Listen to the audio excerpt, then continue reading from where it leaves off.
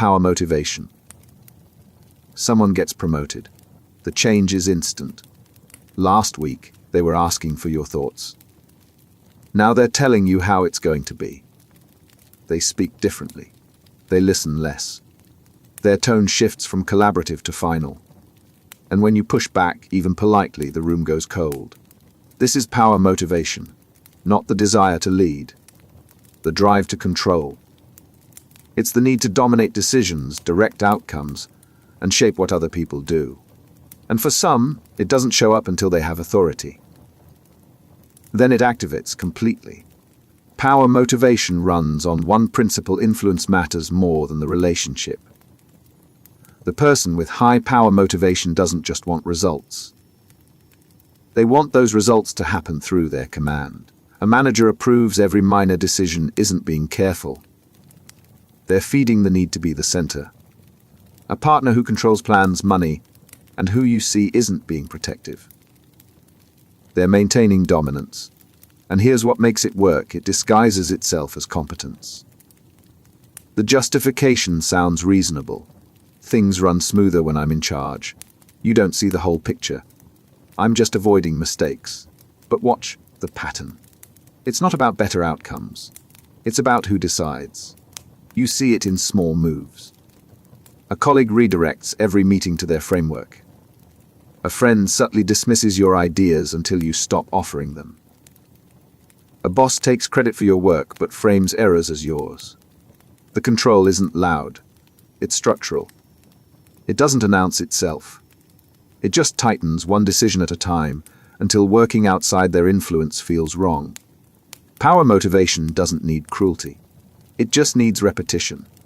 The more someone reinforces their authority, the more normal it becomes.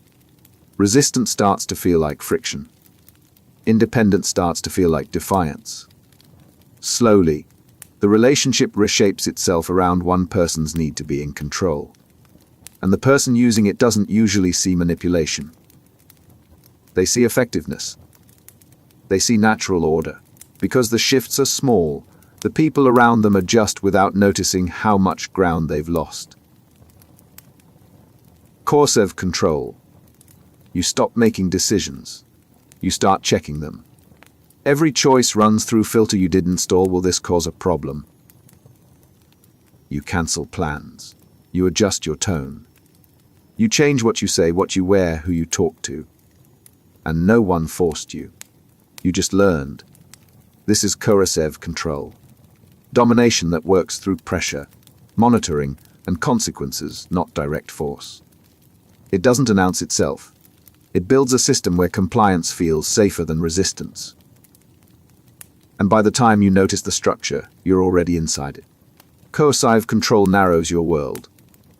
It starts with restrictions that sound like care. I worry when you're out late. I don't trust that friend.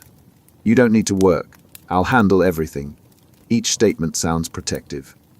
But the goal isn't protection. It's dependency. The structure tightens slowly. Money becomes restricted.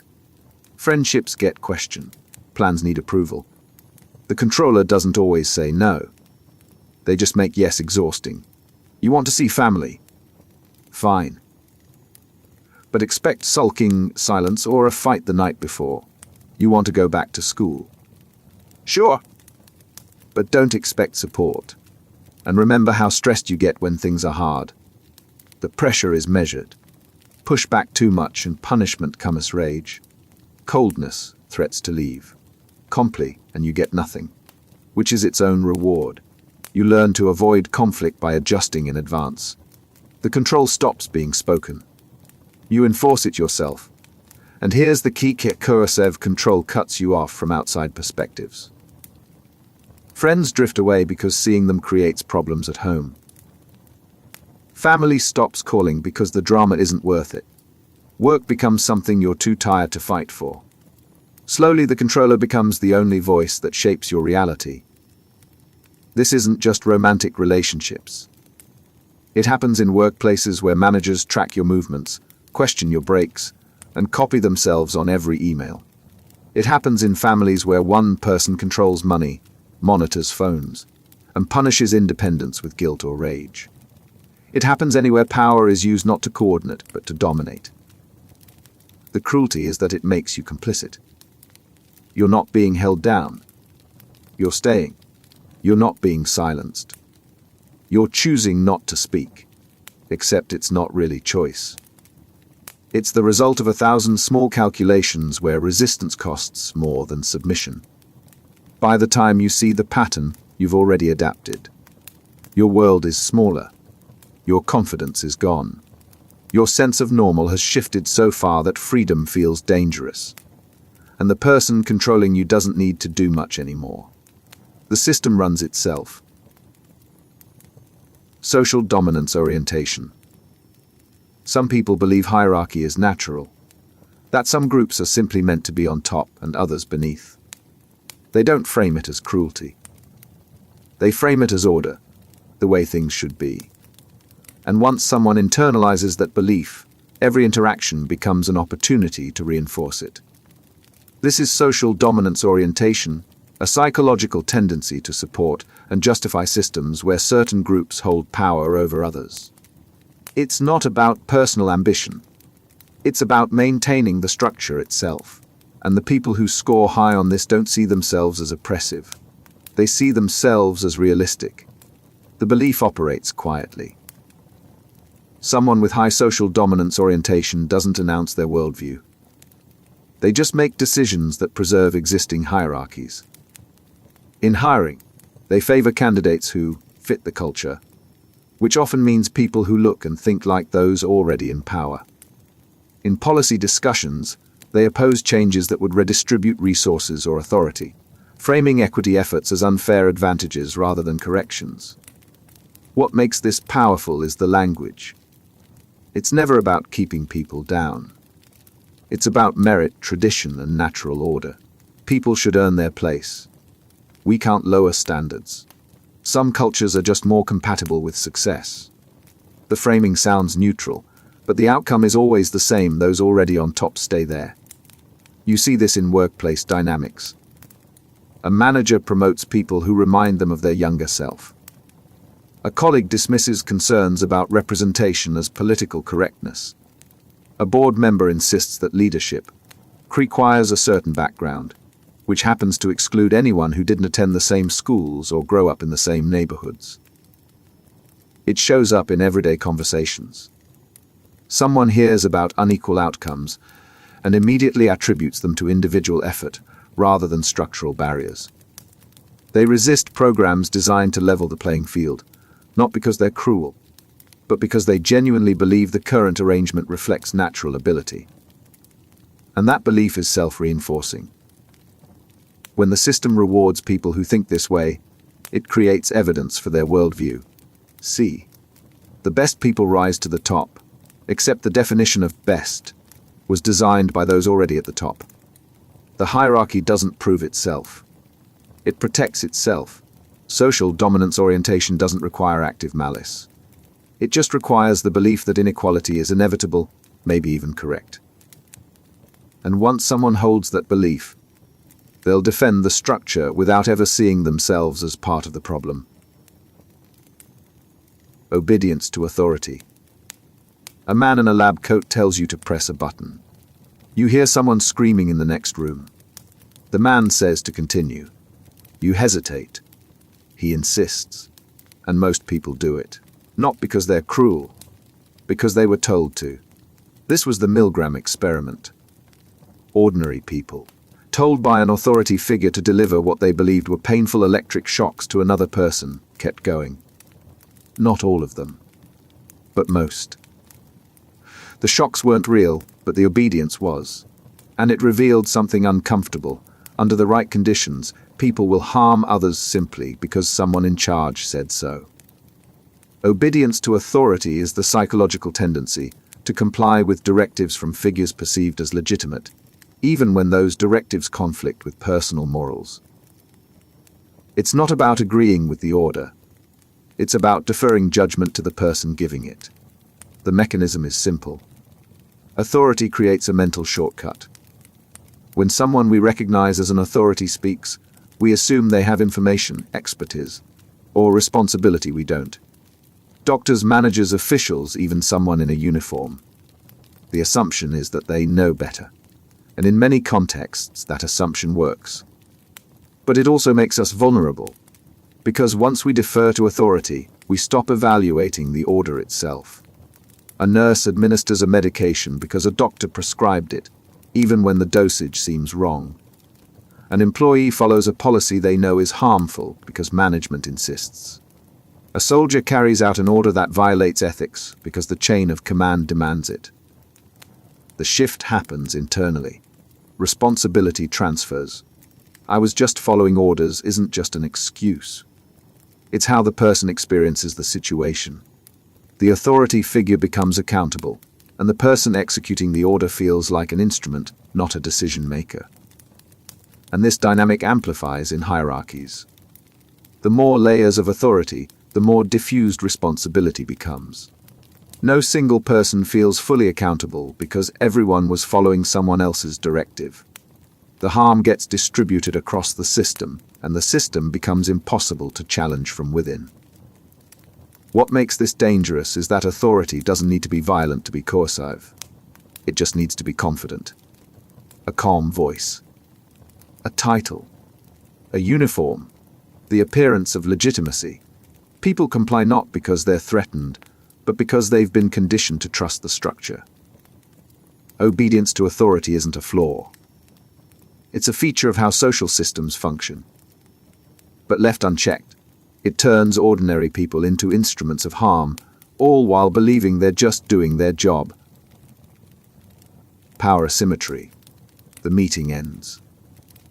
Everyone nods. But one person's nod carries weight the others don't. When they agree, it's approval. When they hesitate, it's a warning. The dynamic isn't spoken.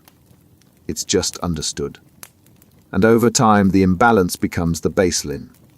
This is power asymmetry, the unequal distribution of influence between people in a relationship or system. One side holds more control over decisions, resources, or outcomes. The other side adjusts. And once the asymmetry settles, it doesn't need enforcement. It sustains itself. Power asymmetry works through access.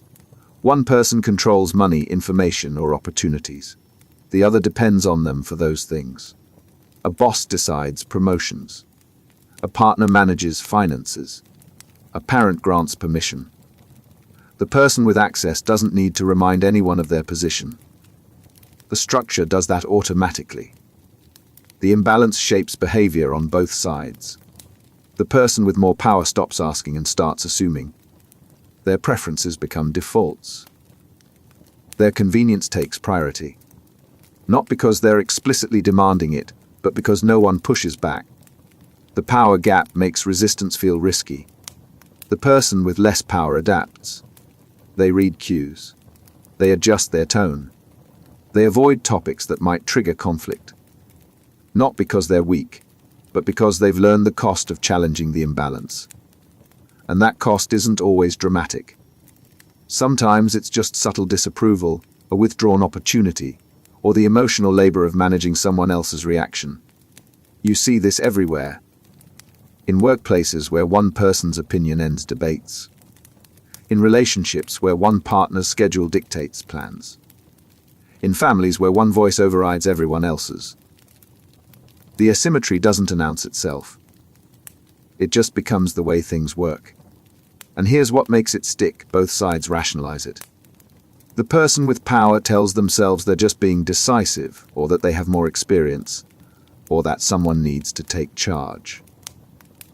The person with less power tells themselves it's not worth the fight, or that things aren't that bad, or that this is just how relationships function. But asymmetry isn't neutral. It compounds. Small imbalances create patterns. Those patterns become expectations. And eventually, the relationship reorganizes around the assumption that one person's needs, judgments, and preferences matter more than the others. Power asymmetry doesn't require cruelty. It just requires imbalance. And once that imbalance is in place, it doesn't need much to keep going. Dominance behavior. Someone walks into a room and takes the head of the table. No one assigned that seat. They just took it.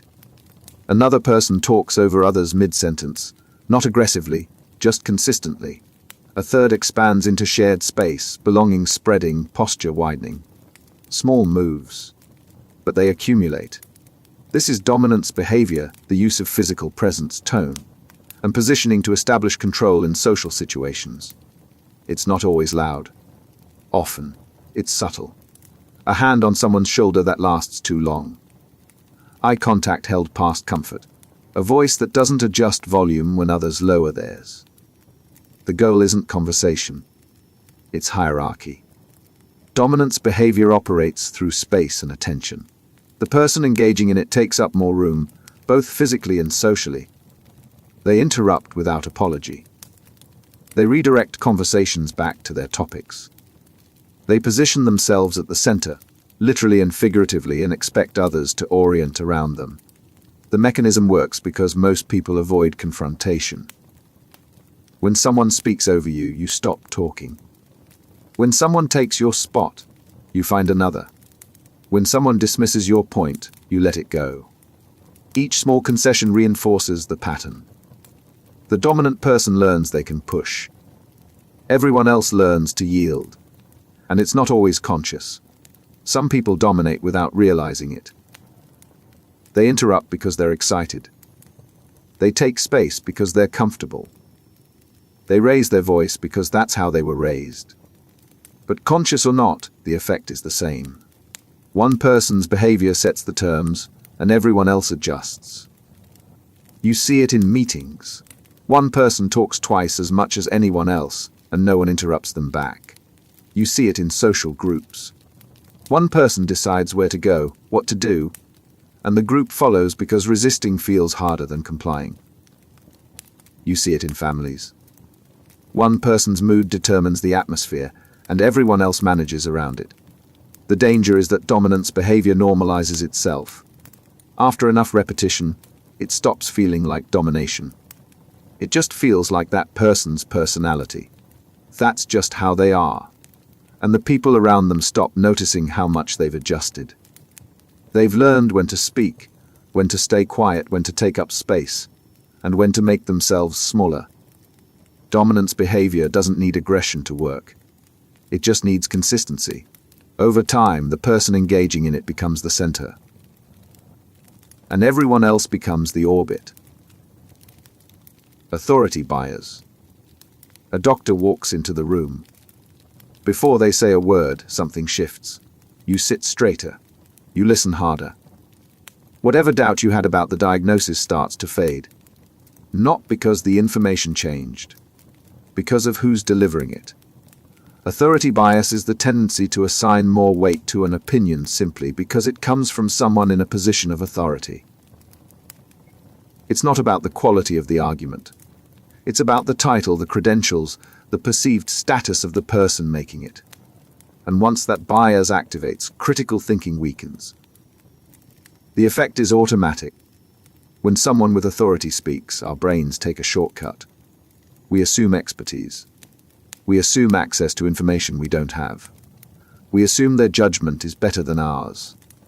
In many cases, that assumption is useful. Doctors do know more about medicine. Engineers do know more about structures.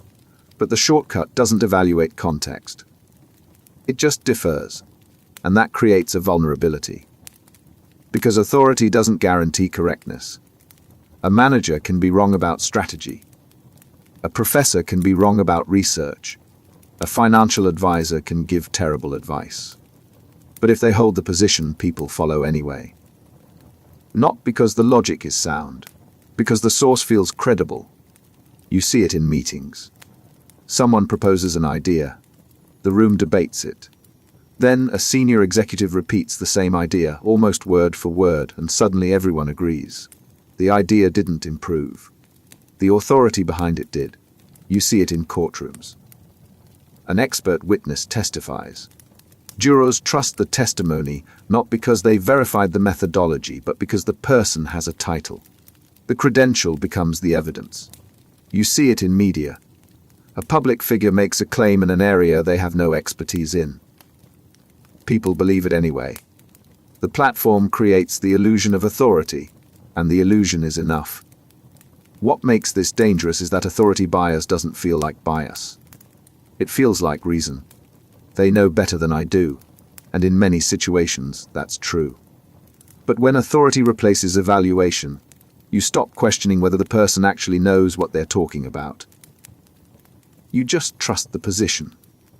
Authority bias doesn't require manipulation.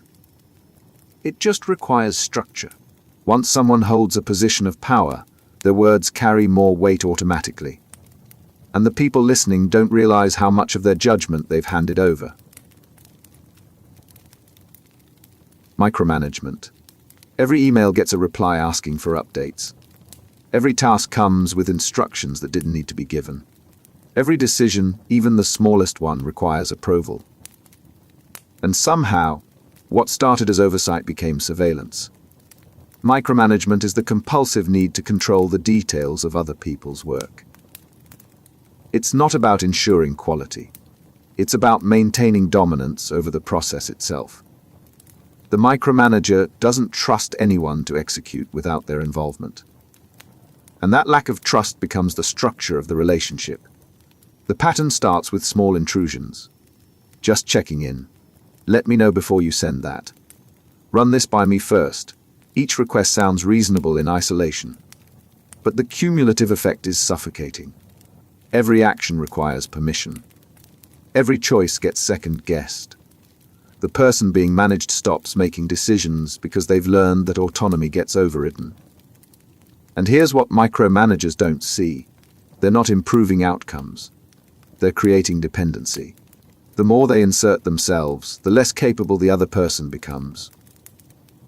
Not because they lack skill, but because the micromanager has trained them to wait for direction. Initiative gets punished with interference, so people stop taking initiative. The cost shows up everywhere. Productivity drops because every task takes twice as long. Morale collapses because competent people feel infantilized. Talent leaves because no one wants to work in a system where they're constantly monitored and corrected. But the micromanager interprets this as proof they were right to control everything. See. They can't do it without me. The dependency they created becomes the justification for more control. And the cycle reinforces itself. You see this in managers who rewrite every document their team produces. In partners who dictate how household tasks should be done, down to the exact method. In parents who hover over every homework assignment, erasing any trace of the child's own problem solving. Micromanagement isn't about standards. It's about power. The need to be involved isn't practical. It's psychological. And the person doing it rarely admits that what they're calling quality control is actually just control. Submission dynamics. Two people interact. One leads. One follows. At first, it's situational. Someone has more knowledge, more experience, more authority in this specific context. But over time, the dynamic stops being situational. It becomes permanent. And the person who started following forgets they ever had the option to lead. Submission dynamics describe the pattern where one person habitually defers to another, not because the situation demands it, but because the relationship has structured itself around that imbalance. The submissive role isn't chosen consciously. It's learned through repetition, reinforced through consequences, and eventually internalized as identity. The shift happens gradually. Early on, deferring makes sense. The other person knows more, decides faster, or cares more about the outcome. But those small acts of yielding compound. Each time you defer, it becomes easier to defer again. Each time you don't speak up, speaking up feels riskier. The relationship starts to expect your compliance, and resisting that expectation feels like disruption. And the person in the dominant role doesn't need to enforce this actively. They just get used to making decisions. They stop asking and start assuming. Their preferences become defaults. And because you've been deferring, they interpret your silence as agreement. The danger is that submission dynamics rewrite how you see yourself. You stop thinking of your preferences as valid. You assume the other person knows better.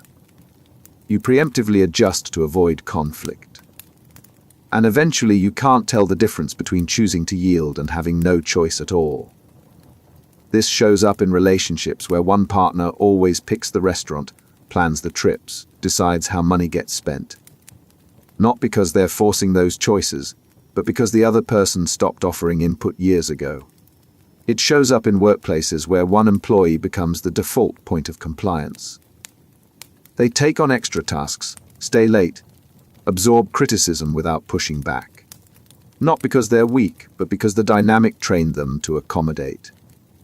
It shows up in families where one person's voice carries weight and everyone else's gets background noise. Decisions happen around them, not with them. And after enough time, they stop expecting to be consulted. Submission dynamics don't require cruelty. They just require imbalance and time. Once the pattern sets, both people believe it's natural. The dominant person thinks they're just being decisive. The submissive person thinks they're just being flexible. But what they've actually created is a relationship where one person's agency has been slowly eroded and the other's has been quietly amplified. Power distance. In some workplaces, you call the boss by their first name. You walk into their office without knocking. You disagree openly in meetings. In others, you wait to be invited. You speak only when addressed. You phrase every suggestion as a question. The difference isn't personality. It's power distance. Power distance is the degree to which unequal distribution of power is accepted and expected in a relationship, organization, or culture. High power distance means hierarchy is rigid, deference is mandatory, and challenging authority is risky. Low power distance means hierarchy is flatter, interaction is informal, and dissent is tolerated. The concept shapes everything. In high power distance environments, titles matter, age matters, seniority matters. The person at the top doesn't just make decisions, they embody authority. Questioning them isn't seen as critical thinking. It's seen as insubordination. In low-power distance environments, authority is functional, not symbolic. The boss has decision-making power because that's their role, not because they're inherently superior. People push back. They debate. They expect their input to matter. Hierarchy exists, but it doesn't dominate every interaction. And here's what makes this significant: power distance isn't just structural. It's internalized. People raised in high-power distance cultures learn early that challenging authority brings consequences. They learn to read cues, manage upward, and keep dissent private. That conditioning doesn't disappear when the environment changes. You see the collision when someone from a low-power distance culture works in a high-power distance organization. They speak up in meetings, expecting debate. Instead, they get silence, discomfort, or retaliation. They didn't break a rule. They violated an unspoken expectation. You see it in families. In some households, children question their parents openly. In others, questioning is defiance. The parent's authority isn't up for discussion. Compliance isn't negotiated. It's assumed. You see it in classrooms. Some teachers invite challenges to their explanations. Others interpret questions as disrespect. The power distance determines whether curiosity is encouraged or punished. What makes power distance powerful is that it's invisible to people inside it. If you grew up in high power distance, deference feels like respect. If you grew up in low power distance, deference feels like submission.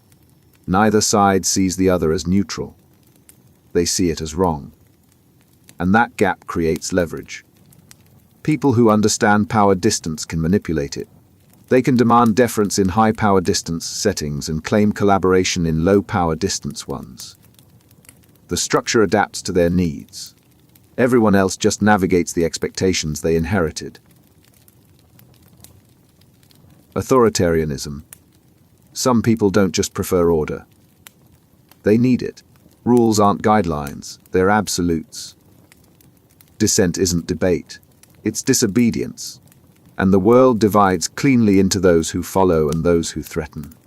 Authoritarianism is a personality orientation characterized by a strong preference for hierarchy, obedience, and social conformity, combined with hostility toward those who challenge established norms. It's not a political stance. It's a psychological tendency. And people high in authoritarianism don't see themselves as rigid. They see themselves as realistic. The core belief is simple: the world is dangerous, and order is the only defense. Strong leaders are necessary. Rules must be enforced. Deviation must be punished, not out of cruelty, but out of necessity. In their view, permissiveness leads to chaos, and chaos leads to collapse.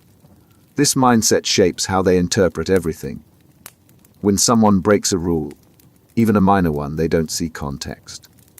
They see a threat to the system. When someone questions authority, they don't see critical thinking. They see insubordination. When someone advocates for change, they don't see progress. They see disorder. And that rigidity creates predictable patterns.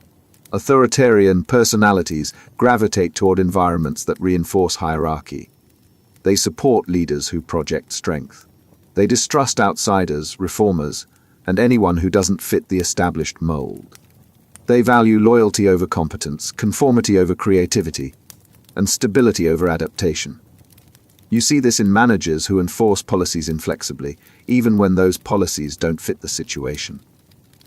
They don't care if the rule makes sense.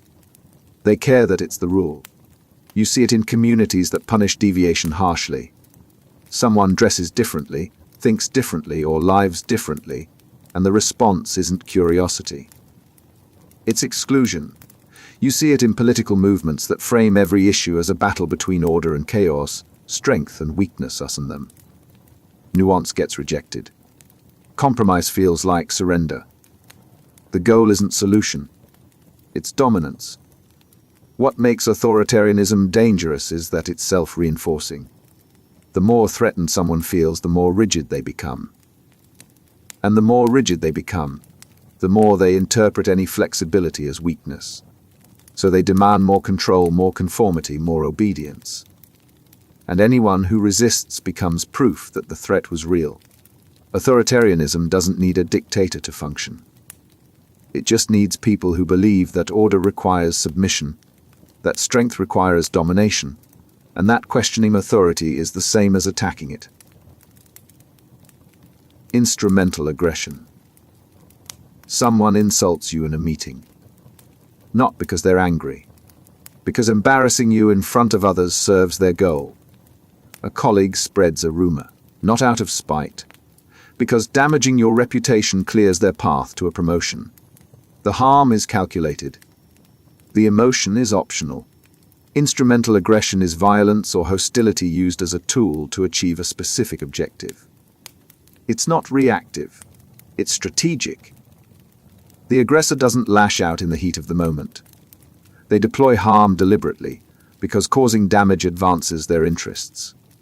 This separates it from reactive aggression, which erupts from frustration or anger.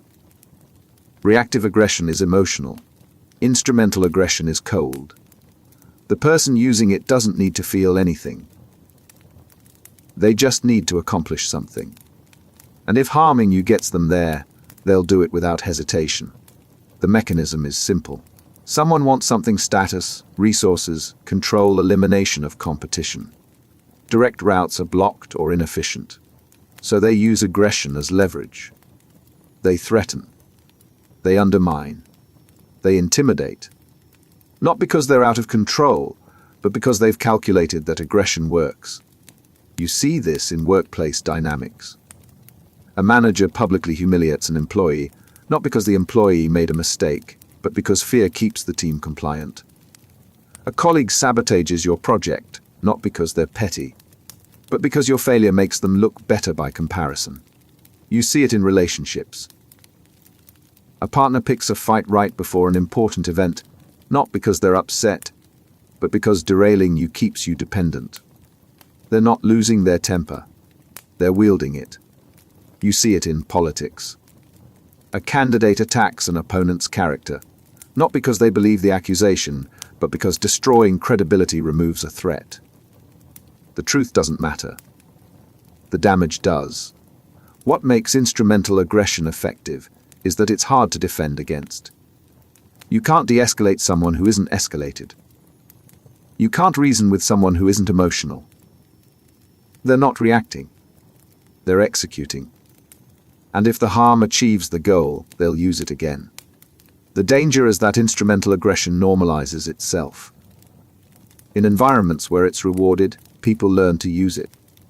Aggression becomes a tool like any other. Harm becomes strategy, and the person wielding it doesn't see themselves as cruel. They see themselves as pragmatic. Instrumental aggression doesn't require rage. It just requires an objective and the willingness to hurt people to reach it. Status control. Watch how people shift when someone's title changes. The promotion doesn't just change their responsibilities. It changes how others interact with them. Suddenly, their jokes get bigger laughs. Their ideas get more consideration. Their time becomes more valuable. Nothing about the person changed, just their position. And everyone adjusted. Status control is the ability to determine someone's rank, reputation, or social standing within a group or organization. It's not about formal authority. It's about the power to elevate or diminish how others perceive you. And once someone holds that power, they don't need to use force. They just need to signal. The mechanism runs on visibility. The person controlling status decides who gets recognized, who gets credit, who gets introduced to the right people. They control access to opportunities that raise your profile. And they control the narratives that shape how others see you. In workplaces, this shows up clearly. A manager praises one employee publicly and ignores another's identical work. One person gets invited to high-level meetings. Another doesn't. One gets mentioned in company updates. Another gets overlooked. The work might be the same, but the status isn't. And that gap determines everything: who gets promotions, who gets listened to, who gets influence. The power doesn't require cruelty. It just requires discretion over visibility. The person in control doesn't need to attack you. They just stop amplifying you. Your contributions become background noise. Your name stops coming up in important conversations. And without visibility, your status drops, regardless of your competence. And here's what makes this effective: a status is social. It's not something you hold individually. It's something others grant you. So when the person controlling status changes how they talk about you, everyone else's perception shifts too. They're not making an independent judgment. They're following the signal. You see this in social circles. One person decides who's in and who's out. They don't announce it. They just stop including certain people, stop endorsing them, stop defending them when they're criticized. And the group follows. The excluded person's status collapses not because they did anything wrong, but because the gatekeeper withdrew their endorsement. Status control doesn't need explicit ranking. It just needs someone with the power to shape perception. And once they have that power, your reputation isn't yours anymore. It's theirs to manage. Dependency cultivation. At first, it feels like support. They help you with tasks you could figure out yourself. They insist on handling things because they're faster, better, more experienced. You're grateful. It's easier. And over time, you stop trying. Not because you can't, because they've made it unnecessary. Dependency cultivation is the deliberate process of making someone reliant on you for resources, decisions, or emotional stability. It's not help. It's control dressed as care. And by the time you realize what's happened, the dependence is already built in. The pattern starts small. Someone offers to manage your finances because budgeting stresses you out. They handle logistics because you're not good at planning. They make decisions because you're indecisive. Each offer sounds generous. But the subtext is always the same: you can't do this without me. And the more you accept, the more the dynamic reinforces itself. You stop managing money because they do it. You stop planning trips because they handle it. You stop making decisions because they're already made. Your skills atrophy. Not because you're incapable, but because capability requires practice, and they've removed the opportunity. What makes this insidious is that dependency doesn't feel like loss. It feels like relief. You're unburdened. You're supported. The person cultivating the dependency frames it as love, partnership, or competence. I'm just taking care of you. But taking care of you means you stop taking care of yourself. And once the dependency is established, leaving becomes harder. You don't just lose the relationship. You lose the infrastructure. The person who managed your money controls your access to it. The person who handled your social life knows all your friends. The person who made your decisions has shaped your routines around their preferences. Untangling that feels impossible. This happens in workplaces. A manager insists on being involved in every project. They position themselves as indispensable.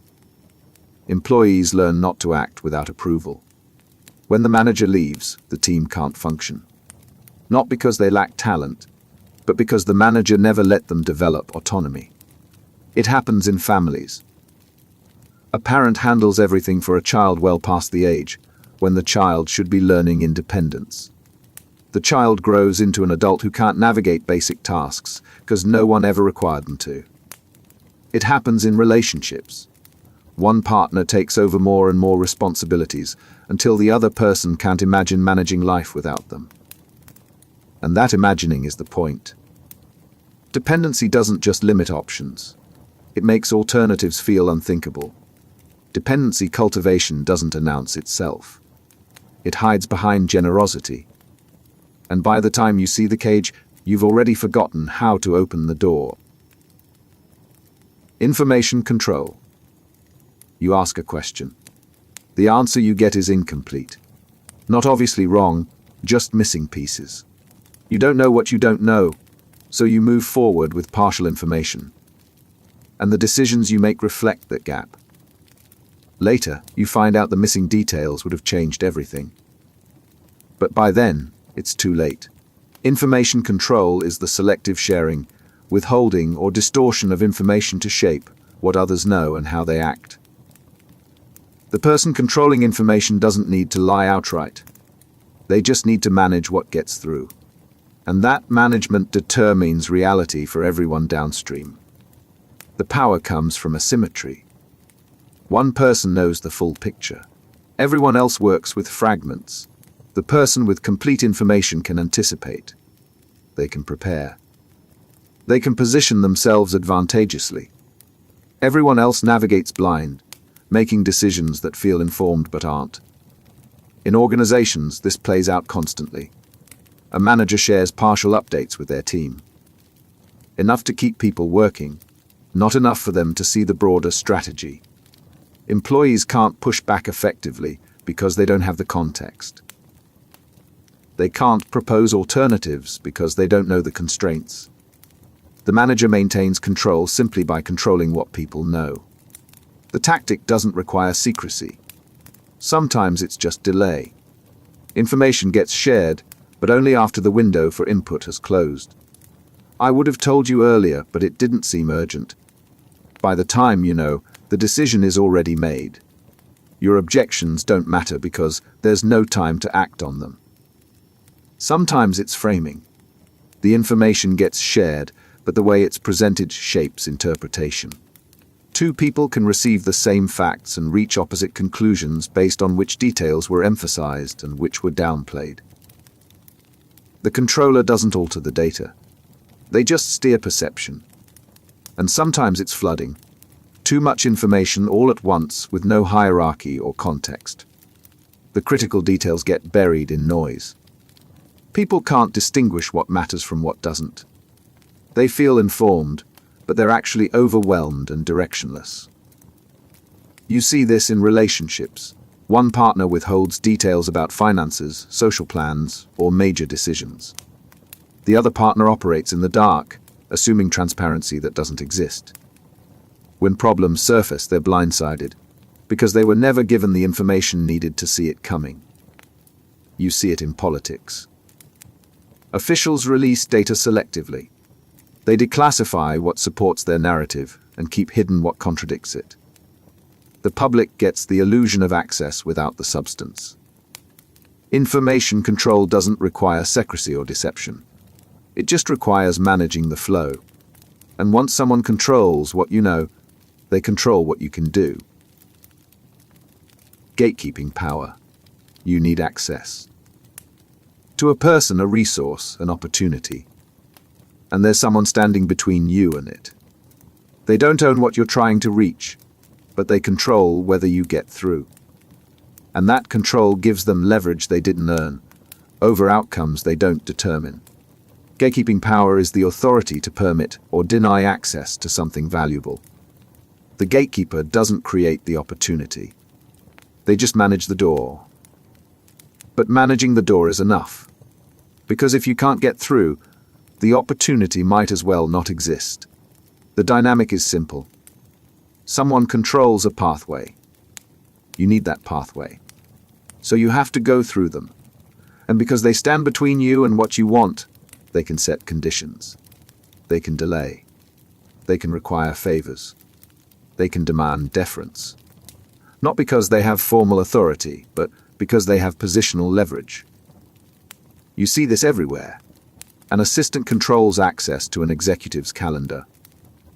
The assistant doesn't make business decisions, but they decide who gets a meeting and who doesn't. That positioning gives them influence far beyond their title. People treat them carefully, not because of their role, but because crossing them means losing access. You see it in hiring. A recruiter doesn't choose who gets the job, but they choose who gets the interview. If they don't forward your resume, the hiring manager never sees it. Your qualifications don't matter if the gatekeeper decides you're not worth passing along. You see it in media. An editor controls what gets published.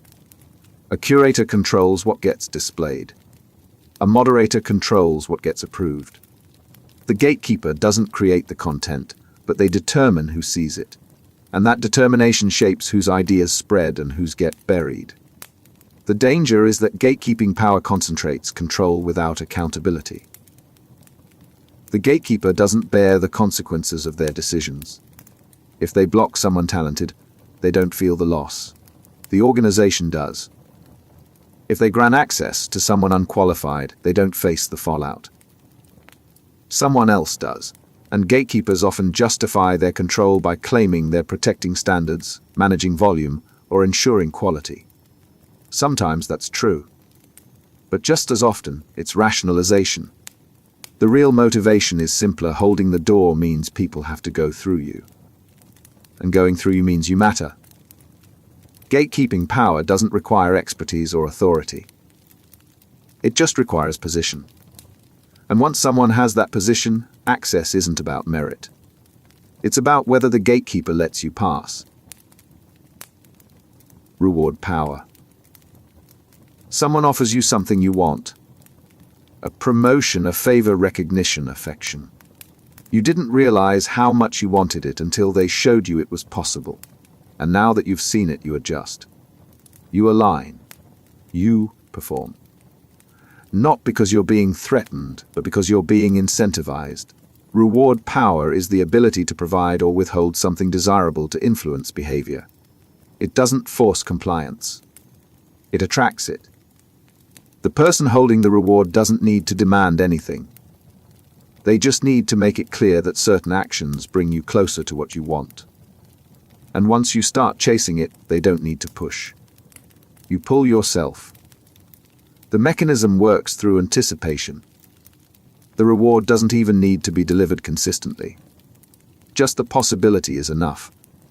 A manager hints at a bonus for exceptional performance. You work harder. The bonus might never come, but the hint shaped your behavior. A partner withholds affection, then offers it when you comply with their preferences. You learn to comply, not because you're being punished, but because the reward feels worth it. And here's the leverage: the person offering the reward controls the criteria. They decide what counts as deserving. They shift the goalposts. They redefine success. You think you're working towards something concrete, but the target moves every time you get close. Not because they're cruel, but because keeping you chasing keeps you controlled. This plays out in workplaces constantly. An employee performs well, expecting recognition. The recognition comes, but it's vague. Great work, keep it up. No promotion, no raise, just praise. And that praise becomes the reward. The employee keeps performing, hoping the next round will bring something tangible. It rarely does. But the cycle continues because the possibility remains. It plays out in relationships. One person offers affection, attention, or validation inconsistently. The other person works to earn it. They adjust their behavior, trying to figure out what triggers the reward. But the triggers aren't consistent because consistency isn't the point. Inconsistency keeps you engaged. If you knew exactly how to get the reward, you'd stop trying so hard. Uncertainty makes you try harder. You see it in social dynamics. Someone controls access to a desirable group, opportunity, or status. They let you in just enough to taste it, then pull back.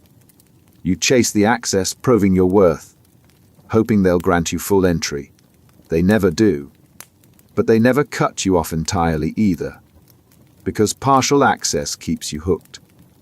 Reward power doesn't need to deliver. It just needs to dangle. And as long as you believe the reward is achievable, you'll keep adjusting your behavior to get it. The person holding it doesn't control you through force. They control you through hope. Punitive control.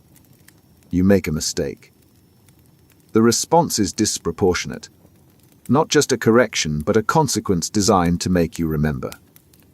The punishment doesn't fit the error. It's meant to discourage you from stepping out of line again. And it works. Next time, you're more careful. Not because you learned the lesson, but because you learn to fear the response. Punitive control is the use of punishment, or the threat of it, to enforce compliance and suppress behavior. It's not about correcting mistakes. It's about establishing dominance through consequences. The person using it doesn't just address the problem. They make sure you feel the cost of causing it. The tactic operates on fear. When punishment is harsh or unpredictable, people stop taking risks. They stop speaking up. They stop trying anything that might trigger a negative response. The goal isn't learning, it's obedience. And obedience comes not from understanding, but from wanting to avoid pain. What makes punitive control effective is that it doesn't need to be applied constantly. A few severe examples are enough. Everyone else adjusts preemptively. They watch someone get punished and calculate what they need to avoid. The actual enforcement becomes rare because the threat does the work. You see this in workplaces. A manager publicly humiliates an employee for a minor error. The rest of the team takes note. They stop asking questions. They stop proposing ideas. They stop doing anything that might draw attention. The manager doesn't need to punish everyone. One example sets the tone. You see it in relationships. A partner reacts with rage, silent treatment, or threats when you do something they don't like. You stop doing it. You also stop doing anything adjacent to it. Your behavior contracts, not because you agree the original action was wrong, but because you've learned the cost of displeasing them. You see it in institutions. A government makes an example of a dissenter. The punishment is public and severe. The message isn't just about this one person. It's about anyone considering similar actions. Dissent doesn't disappear because people stop disagreeing. It disappears because people stop expressing disagreement. The danger of punitive control is that it doesn't build understanding. It builds fear. People comply not because they're convinced, but because they're scared. And that compliance is fragile. It lasts as long as the threat does. Remove the threat, and the behavior collapses. But the deeper damage is internal. When punishment is the primary tool of control, people stop trusting their judgment. They stop acting autonomously. They stop thinking critically. They just follow the safest path. And that path is whatever avoids the punishment. Punitive control doesn't need reason. It just needs consequences. And once those consequences are established, control becomes automatic. Legitimate power. The title comes with the job: manager, director, officer. The word itself doesn't grant skill, wisdom, or competence. But it grants authority. And the moment someone holds that title, people defer. Not because they've evaluated the person's judgment, because the position carries weight. Legitimate power is authority derived from a formal role or position within a structure. It's not earned through personal qualities. It's assigned. And once assigned, it functions automatically. The person holding it doesn't need to prove themselves. The system already validated them by placing them there. The power works through recognition. Everyone in the structure agrees that certain positions carry certain rights. A police officer can stop you. A judge can rule on your case. A manager can assign your tasks. The authority doesn't come from the individual. It comes from the role they occupy. And because the role is recognized, resistance feels like defying the system itself, not just the person. What makes this powerful is that it operates independently of competence. A terrible manager still has managerial authority. An incompetent official still holds official power.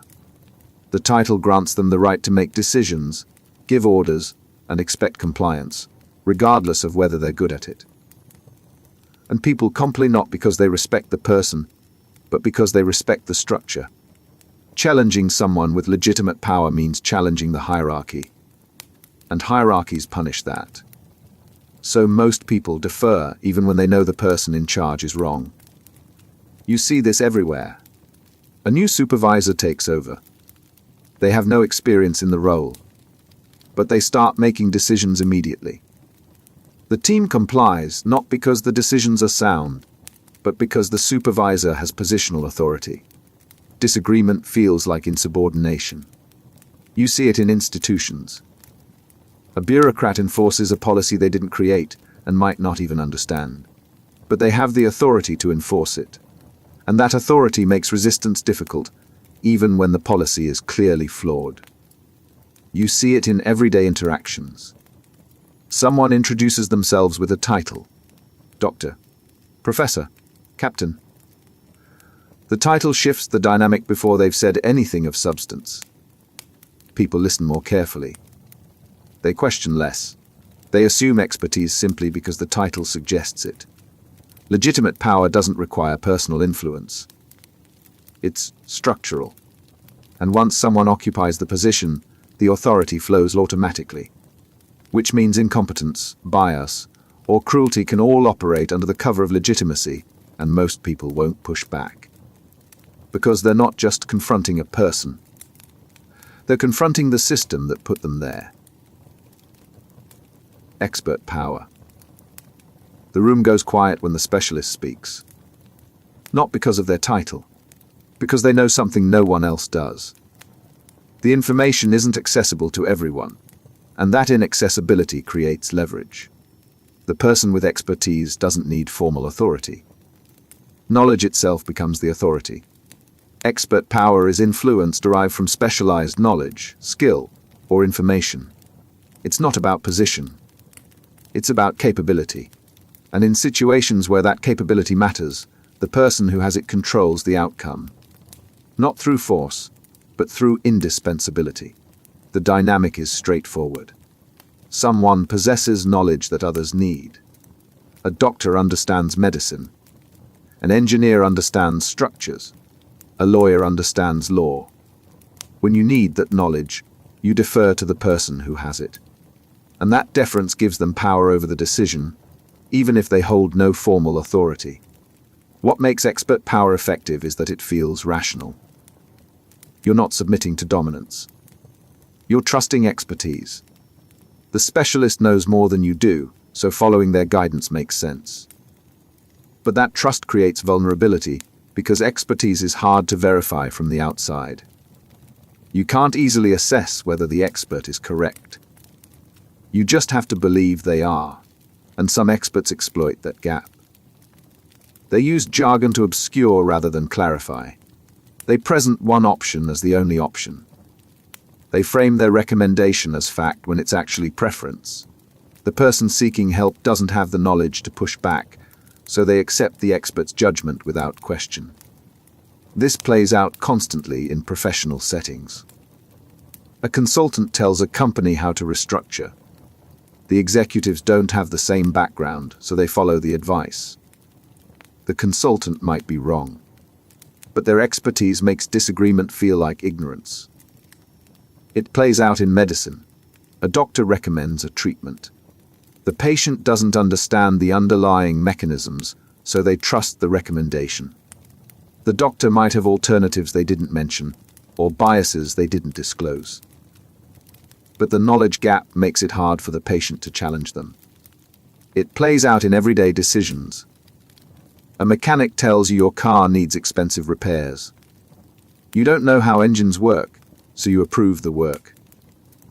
The mechanic might be honest, or they might be inflating the problem. You can't tell the difference. Expert power doesn't require deception.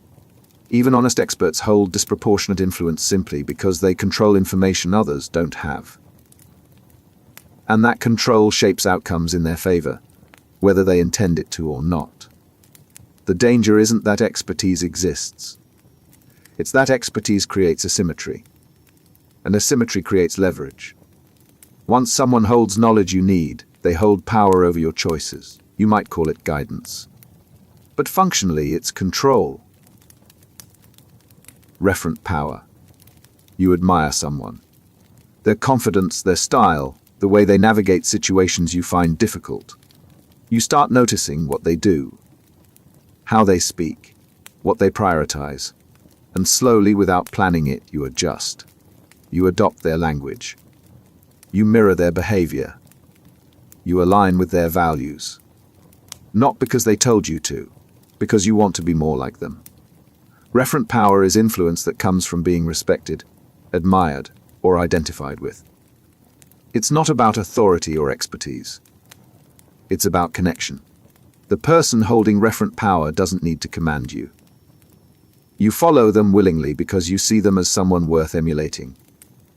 The mechanism runs on aspiration. When you respect someone, their preferences become models. Their choices feel like the right choices. Their opinions carry weight not because they're factually superior, but because you trust the person behind them. And that trust translates into influence without the person needing to assert it. What makes referent power subtle is that it doesn't feel like power. It feels like alignment. You're not being controlled. You're choosing to follow. But the choice is shaped by the relationship. The person you admire doesn't need to persuade you. Their presence persuades you. This shows up in workplaces. A colleague has no formal authority, but people listen to them. They set the tone for the team. When they support an idea, others follow. When they express doubt, others hesitate. Not because they're the boss, but because they're respected. And respect grants influence that titles can't. It shows up in social groups. One person becomes the center. Their preferences shape plans. Their approval matters more than others. They're not forcing this dynamic. People gravitate toward them. And that gravitation gives them power to shape the group's direction without ever making demands. It shows up in relationships. One partner becomes the standard. The other adjusts to match their expectations, their habits, their worldview. Not because they're being dominated, but because they want closeness. And closeness means alignment. Over time, the aligning partner loses track of where their preferences end and the other person's begin. The danger of referent power is that it's invisible to the person wielding it. They don't see themselves as controlling anyone. They're just being themselves. But being themselves becomes a template others follow. And when influence operates through admiration, it bypasses resistance entirely. Referent power doesn't require intention. It just requires someone others want to be like. And once that dynamic is in place, The person at the center shapes behavior without ever issuing a command. Charismatic authority. Some people walk into a room and the room shifts. They don't announce themselves. They don't demand attention. But they get it anyway. When they speak, people lean in. When they commit to something, others believe it's possible. It's not logic. It's magnetism. And magnetism doesn't need justification. Charismatic authority is influence rooted in personal presence, conviction, and the ability to inspire emotional commitment. It's not about competence or position. It's about the force of personality. And people follow not because they've been convinced through reason, but because they've been moved. The power comes from certainty. Charismatic figures don't waver. They project clarity, confidence, vision. And in moments of uncertainty, that projection feels like leadership. People want direction. They want to believe someone knows the way forward. And the charismatic person provides that feeling, whether or not the direction is sound. What makes charismatic authority dangerous is that it bypasses critical thinking. The person isn't persuading you with evidence. They're persuading you with energy, emotion, conviction. And once you're emotionally invested, logic becomes secondary. You're not evaluating their ideas. You're believing in them. This plays out in movements. A leader emerges. They speak with passion, tell a compelling story, frame the struggle in clear terms. Followers don't analyze the details. They feel the vision, and that feeling binds them to the leader more tightly than any argument could. It plays out in startups. A founder pitches an impossible vision with absolute certainty. Investors don't just assess the business plan. They buy into the founder. The charisma makes the improbable feel inevitable. And that perception unlocks resources, talent, and momentum that rational evaluation might withhold. It plays out in relationships. One person exudes confidence, decisiveness, charm. The other person is drawn to that energy. They trust the charismatic partner's judgment not because it's been proven reliable, but because it's delivered with such conviction. Over time, that trust becomes dependence. The charismatic partner's certainty replaces the other person's doubt, and the dynamic locks in. The problem with charismatic authority is that it's untethered from accountability. The leader doesn't need to be right. They just need to be compelling. And followers, caught up in the emotional pull, don't demand proof. They demand belief. And belief sustains the dynamic even when outcomes prove the vision was flawed. Charismatic authority doesn't build through logic. It builds through connection. And once that connection is established, the leader doesn't need to justify their decisions. The followers justify them on their behalf. Power disinhibition. Give someone control and watch what changes. Not their circumstances, their behavior. The promotion doesn't just expand their responsibilities. It loosens their restraint. They interrupt more. They take up more space. They say things they wouldn't have said before. The rules that applied to them when they had less power suddenly feel optional. Power disinhibition is the psychological effect where gaining power reduces self-monitoring and increases the likelihood of acting on impulses. It's not that power corrupts in some abstract moral sense. It's that power removes the social brakes that normally regulate behavior. And without those brakes, people act more freely, often more selfishly, and sometimes more recklessly. The mechanism is straightforward. When you have less power, you monitor yourself constantly. You read the room. You adjust your tone. You hold back opinions that might offend. Because the cost of missteps is high. You need others' approval, cooperation, or goodwill. So you regulate. But when you gain power, that calculation shifts. You need others less. Your position insulates you from consequences. People are less likely to call you out, challenge you, or hold you accountable. So the internal editor that used to filter your behavior starts to relax. You speak more bluntly. You take more risks. You prioritize your preferences over others' comfort. You see this in meetings. A junior employee carefully words every comment. A senior executive interrupts, dominates the conversation, dismisses ideas without explanation. The difference isn't personality, it's power. The executive doesn't face the same social cost for rudeness that the junior employee does. So they don't regulate the same way. You see it in decision-making. Leaders with unchecked power make riskier choices. Not because the risks are better calculated, but because they feel less personal exposure. If the decision fails, the consequences fall on others. If it succeeds, they take credit. The asymmetry encourages bold moves that a more accountable person wouldn't take. You see it in interpersonal dynamics. Someone gains authority and suddenly feels entitled to comment on others' work, appearance, or choices in ways they never would have before. The power didn't change their thoughts. It removed the inhibition that kept those thoughts private. The danger of power disinhibition is that it happens unconsciously. The person doesn't realize they're behaving differently. They think they're just being more authentic, more decisive, more confident. They don't see that what they're calling authenticity is actually a lack of the social calibration that used to guide them. Power doesn't create new behavior. It reveals what was already there, held back by the need to navigate carefully. And once that need disappears, so does the restraint. Moral licensing under power. Someone in a position of authority does something generous. They mentor a junior colleague. They approve a flexible policy. They make a public statement supporting fairness. And then, almost immediately, they do something that contradicts it. They make a biased hiring decision. They ignore a complaint. They cut corners on ethics. And when questioned, they're genuinely surprised. Because in their mind, the earlier good deed earned them permission.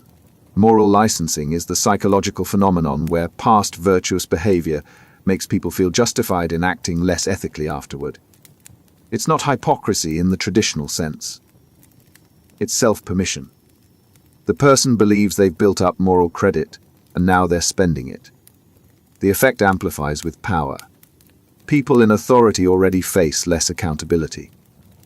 Add moral licensing to that, and you get leaders who genuinely believe their previous good actions excuse current bad ones. They don't see themselves as unethical. They see themselves as balanced. I've done enough good. This one thing doesn't matter. The pattern is consistent. A manager champions diversity in one hiring round, then defaults to bias in the next. They don't see the contradiction. The earlier effort feels like evidence of their fairness, which makes the later decision feel permissible. A politician supports a popular reform, then quietly undermines it in practice. They're not lying about their values. They genuinely believe the reform was enough. The symbolic gesture granted them license to prioritize other interests without feeling guilty. A CEO makes a public commitment to transparency, then suppresses inconvenient information. In their mind, the commitment proves they care about transparency. So this one exception doesn't threaten their self-image. They've already demonstrated virtue. This is just pragmatism. What makes moral licensing dangerous in power structures is that it's self-reinforcing. The more power someone has, the more opportunities they have to perform virtue. Public statements, symbolic gestures, high-profile initiatives. Each one builds their sense of moral credit, and each one makes subsequent ethical compromises feel less significant. The person doesn't experience this as decline. They experience it as balance. I do good things and I do practical things. That's leadership. They don't see that the good things are often performative, while the practical things are where real harm occurs. And because power insulates them from consequences, no one corrects the pattern. Subordinates can't challenge them. Peers won't. The structure protects the behavior, and the moral licensing justifies it internally. The leader maintains a positive self-image while acting in ways that directly contradict the values they claim to hold. Moral licensing doesn't make people evil. It makes them blind. They genuinely believe their virtue is intact because they've performed enough of it publicly. And that belief allows them to act unethically in private without ever confronting the contradiction. Entitlement. The rules apply to everyone, except, apparently, not to them. They park in the reserved spot. They skip the line. They take what they want and expect accommodation. When questioned, they're not defensive. They're confused. Because in their mind, the rules were never meant to include them. Entitlement is the belief that you deserve special treatment, resources, or privileges simply because of who you are. It's not earned. It's assumed. And once someone internalizes that assumption, normal expectations feel like restrictions. Fairness feels like deprivation. The mindset develops gradually. Someone grows up with advantages. Doors open easily. Mistakes get excused. Consequences get softened. Over time, the pattern becomes invisible. They don't see the advantages as advantages. They see them as normal. And anything less than that feels like being wronged. What makes entitlement powerful in hierarchies is that power reinforces it. The more authority someone has, the more their preferences get prioritized. People accommodate them. Rules bend. Exceptions get made. And each exception confirms their belief that they operate under different terms. You see this in executives who ignore policies they enforce on others. Expense reports that would get a junior employee fired don't even get questioned. Late arrivals that would cost someone else their job go unmentioned. The double standard isn't hypocrisy to them. It's hierarchy. Their position justifies the difference. You see it in relationships. One partner expects their needs to take priority. Their schedule dictates plans. Their preferences shape decisions. Their comfort matters more. They don't see this as selfish. They see it as natural. And when the other person pushes back, it's not heard as a reasonable objection. It's heard as a failure to understand their importance. You see it in institutions. People in power demand deference, accommodation, access. They expect others to wait, adjust, sacrifice. But when asked to do the same, they resist.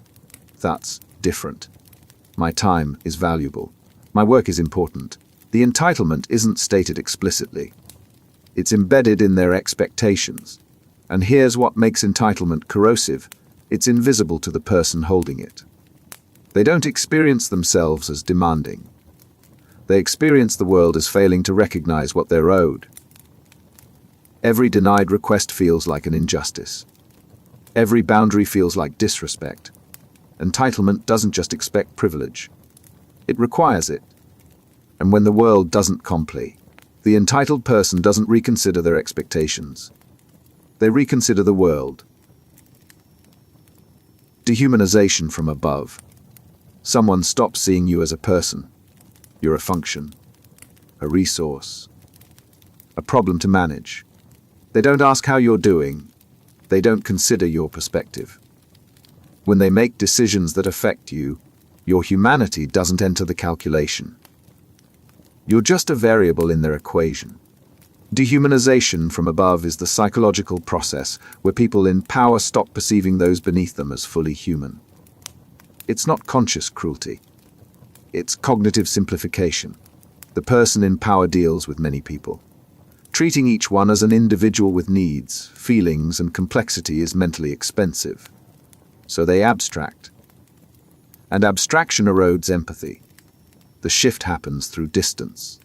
The more layers between the person in power and the people affected by their decisions, the easier it becomes to see those people as categories rather than individuals. Employees instead of Sarah and Marcus. Users instead of real people navigating real problems. The public instead of neighbors. And once people become categories, their suffering becomes statistical. Laying off 200 employees sounds like a business decision. Firing Sarah, who just bought a house, and Marcus, who's supporting his sick parent, sounds cruel. But the person making the decision never meets Sarah or Marcus. They see 200 units of labor cost. The human dimension disappears. This plays out constantly in hierarchies. A CEO announces a restructuring. Thousands lose their jobs. The CEO doesn't see their faces. Doesn't hear their kids asking why they're stressed. Doesn't watch them struggle to pay rent. The decision was made in a boardroom, abstracted into slides and projections. The people affected were never in the room. It plays out in management. A supervisor assigns impossible workloads. They don't see the employee staying up late, missing their child's event, sacrificing their health. They see a task list. Productivity metrics. Deadlines. The person executing the work is functionally invisible. It plays out in policy. A government cuts funding for programs that keep people alive. The officials making the cut don't meet the people who'll go without medication, housing, food. They see budget lines. Numbers that need to balance.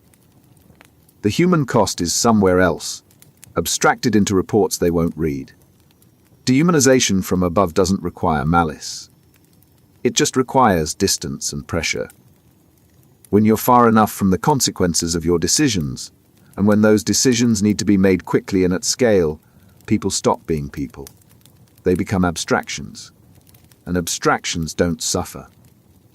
They're just data. The tragedy is that the person doing this often still sees themselves as empathetic. They care about people in the abstract. They support good causes. They'd help someone in front of them, but the systems they operate in keep the affected people out of sight. And out of sight means out of mind. Out of mind means out of moral consideration. Power and empathy gap. Hold power long enough and something shifts. You stop imagining what it's like to be on the other side. Not because you're cruel. Because your brain stops practicing. You don't need to read the room anymore. You don't need to anticipate others' reactions. Your position insulates you from the consequences of missing those cues. And skills that aren't used atrophy. The power and empathy gap describes the well-documented finding that people with more power show reduced empathy and perspective-taking ability. They're less accurate at reading others' emotions, less likely to consider how their actions affect people, less capable of imagining what it's like to be powerless. And this isn't personality. It's the psychological effect of power itself. The mechanism is adaptive in a narrow sense. When you have less power, you need to understand people above you. Their moods determine your outcomes. Their preferences shape your choices. So you watch. You learn. You develop sensitivity to subtle signals. Your survival depends on reading them correctly. But when you gain power, that pressure reverses. You don't need to understand the people below you as deeply, because their emotions don't threaten you. Your decisions stand regardless of how they feel about them. So the mental effort you used to spend on empathy gets reallocated. You focus on strategy execution outcomes. The people affected become secondary. Studies show this consistently. Give someone even temporary power in a lab setting, and their ability to accurately interpret others' emotions declines. They interrupt more. They're less likely to notice when someone is uncomfortable. They take more than their share of resources. The effect is measurable and immediate. In real hierarchies, the gap widens over time. A manager who rose through the ranks remembers what it was like to be entry level. But years in leadership erode that memory.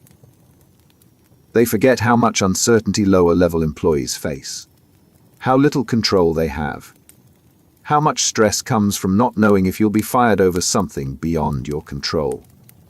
And when the powerful do try to empathize, they often fail because they project their current reality backward. I'd just work harder. I'd find another job. I wouldn't let it bother me. They forget that having options changes everything.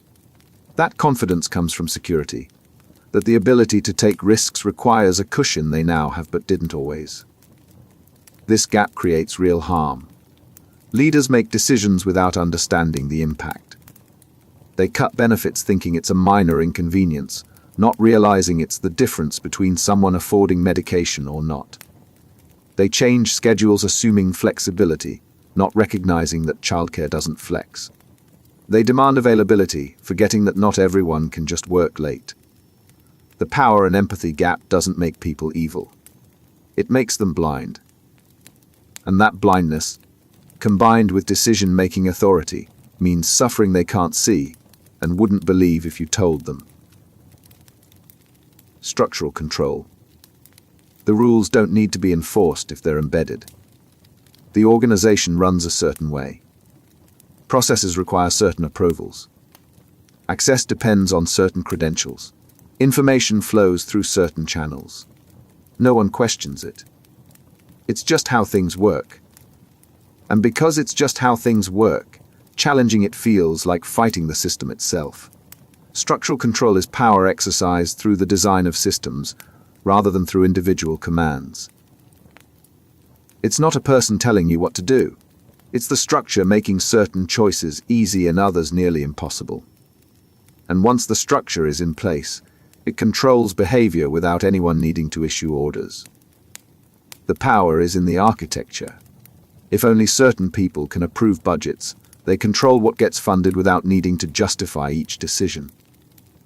If only certain groups have access to key information, they shape outcomes by controlling who knows what.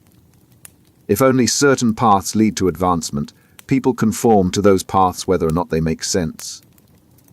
What makes structural control effective is that it's impersonal. You can't argue with a process. You can't appeal to a system. The structure doesn't care about your reasons. It just has requirements. And meeting those requirements takes precedence over the substance of what you're trying to do. You see this in bureaucracies. Want to propose a new initiative? You need approval from 6 departments. Each one has different criteria. Each one can veto. By the time you've satisfied everyone, the original idea has been diluted into something unrecognizable, or you've given up entirely. The structure didn't reject the initiative. It just made approval so difficult that most ideas die in process. You see it in workplaces. Performance reviews follow a template. The template measures specific things and ignores others. Employees learn to optimize for what the template rewards. Innovation, collaboration, anything not captured by the metrics gets deprioritized. Not because managers told people to ignore it, but because the structure doesn't recognize it. You see it in access. Who gets to attend meetings? Who gets copied on emails? Who receives certain reports? The people who control these structures control who has influence. And they do it without ever explicitly blocking anyone. The structure just makes certain people invisible. The danger of structural control is that it's self-perpetuating. The people who benefit from the structure are the ones with power to change it. And they don't see it as unfair. They see it as orderly. This is how we do things. This is how we maintain standards. The fact that the standards were designed to advantage them doesn't register as bias. It registers as competence. Structural control doesn't require active oppression. It just requires designing the rules so that certain outcomes become automatic. And once those rules are in place, they enforce themselves. Agenda-setting power. The meeting starts. Someone outlines the topics. The list determines what gets discussed. And just as importantly, what doesn't. An issue that's not on the agenda doesn't get debated. A concern that's framed as a priority doesn't get resources. The person who sets the agenda doesn't just participate in the conversation. They define what the conversation is about. Agenda-setting power is the ability to determine which issues receive attention and which get ignored. It's not about winning arguments. It's about controlling what gets argued over in the first place. And that control shapes outcomes more than any debate could.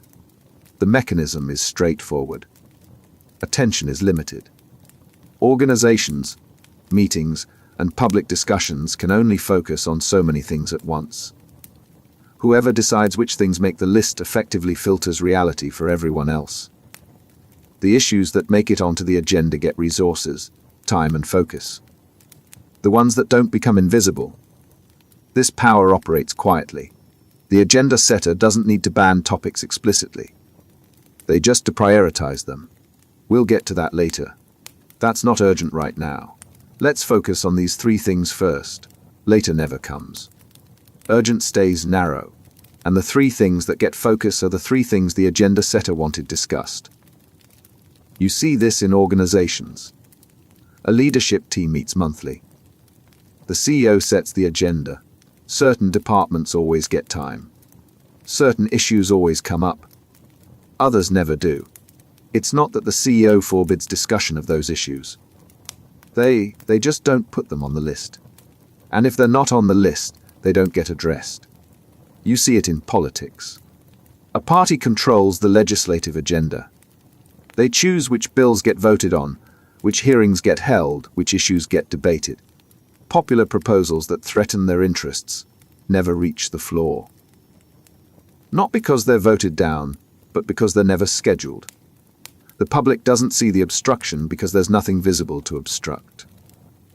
The issue just doesn't appear. You see it in media. Editors decide what stories get covered, what gets front-page placement, what gets follow-up. An issue that doesn't get coverage doesn't shape public opinion. A scandal that doesn't get investigated doesn't create accountability. The power isn't in how stories are told. It's in which stories get told at all. What makes agenda setting dangerous is that it's hard to fight. You can argue against a proposal. You can't argue for a proposal that never gets proposed. You can counter a narrative. You can't counter silence. The issues that don't make the agenda simply don't exist in the decision-making space. Agenda-setting power doesn't suppress debate. It defines the boundaries of what's dateable. And once those boundaries are set, everything outside them becomes irrelevant, no matter how important it actually is. Surveillance power. Someone's watching. You don't know when. You don't know what they're looking for. But the possibility changes how you act. You stay at your desk longer. You phrase emails more carefully. You avoid anything that might look questionable, even when it's perfectly fine. The surveillance doesn't need to catch you doing something wrong. Just knowing it's there is enough to change your behavior. Surveillance power is control exercised through observation, or the threat of it. It's not about punishment. It's about the awareness that you're being watched. And that awareness makes people regulate themselves. The person monitoring doesn't need to intervene. The monitoring itself does the work. The effect is psychological. When you know you're being observed, you perform compliance. You follow rules not because you agree with them, but because you're visible. You avoid risks not because they're actually dangerous, but because you can't afford to be seen taking them. The surveillance creates a permanent state of self-consciousness. And self-consciousness constrains behavior more effectively than any explicit control could. This operates everywhere. A workplace installs monitoring software. It tracks emails, web activity, keystrokes. The stated purpose is productivity. But the real effect is behavioral. Employees stop taking breaks. They keep working even when they're unproductive, because stopping looks like slacking. They avoid anything personal, even quick messages to family, because it might get flagged. The monitoring doesn't improve work. It creates performance anxiety. It operates in relationships. One partner checks the other's phone, tracks their location, monitors their social media. The stated reason is trust issues. But the effect is control. The monitored partner adjusts. They preemptively explain where they've been. They avoid interactions that might look suspicious. They curate their behavior for the observer. And over time, they lose track of what they'd do if they weren't being watched. It operates in public spaces. Cameras everywhere. Facial recognition. Data tracking. The justification is security, but the impact is chilling. People avoid protests, avoid certain neighborhoods, avoid behaviors that are legal but might draw attention. The surveillance creates conformity not through enforcement, but through visibility. What makes surveillance power insidious is that it doesn't need to be comprehensive to work. You don't need to watch everyone all the time. You just need people to believe they might be watched. That belief is enough. They'll adjust. They'll comply. They'll regulate themselves more strictly than any external authority would. And the adjustment happens unconsciously. People don't notice they're self-censoring. They just feel vaguely anxious, vaguely cautious. They avoid certain actions without remembering why they used to do them. The surveillance becomes internalized. And once it's internalized, the external monitoring becomes almost unnecessary. Surveillance power doesn't control through punishment. It controls through visibility. And visibility, or even just the possibility of it, is enough to make people police themselves. Access control. You need something. A signature, a document, a meeting. There's one person who can provide it. They're not unavailable. They're just selective about when they respond. Your request sits. Days pass. You follow up. Still nothing. Then, when it suits them, they grant access. Not because the timing changed. Because they wanted you to wait. Access control is power exercised by regulating when and whether people can reach resources, people or opportunities. It's not about owning what you need. It's about standing between you and it. And that position creates leverage the person controlling access didn't earn but can exploit. The dynamic is simple. Someone holds the key. You need what's behind the door. So you have to go through them. And because you have to go through them, they can set terms. Delay. Conditional approval. Arbitrary standards. The power isn't in what they control. It's in the fact that you can't bypass them. What makes access control effective is that it operates through an action. The person doesn't need to refuse you directly. They just don't prioritize you. Your email goes unanswered. Your call goes unreturned. Your request sits at the bottom of their queue. And each day you wait reminds you who holds the position. You see this in administrative roles. An assistant controls access to an executive's calendar. Getting a meeting requires their approval. They don't set policy. But they decide who gets heard, and that decision shapes outcomes more than any formal authority could. People who want influence learn quickly the assistant's goodwill matters more than the executive's stated open-door policy. You see it in information systems. One person controls the database, the password, the login credentials. Technically, the information belongs to the organization. Practically, it belongs to whoever controls access. They can share it immediately or make you wait. They can give you partial access or complete access. The structure says the data is available. The gatekeeper decides whether it actually is. You see it in relationships.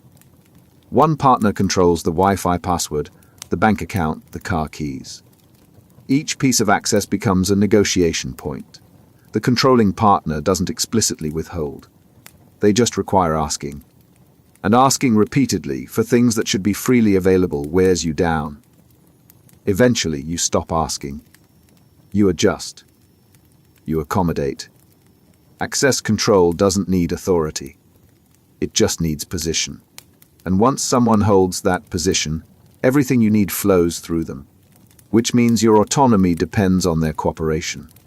And cooperation, for them, is optional. Resource monopolization. One person controls the supplies, the budget, the equipment, the contacts. Technically, these resources belong to the team, the department, the household. But in practice, they belong to whoever decides how they're distributed. And that person doesn't just allocate. They hoard. Resource monopolization is the concentration of essential resources in the hands of one person or group, creating dependency in everyone else. It's not about needing more than others. It's about ensuring others need you. And need in hierarchies translates to power. The pattern works through scarcity. When resources are distributed widely, people operate independently.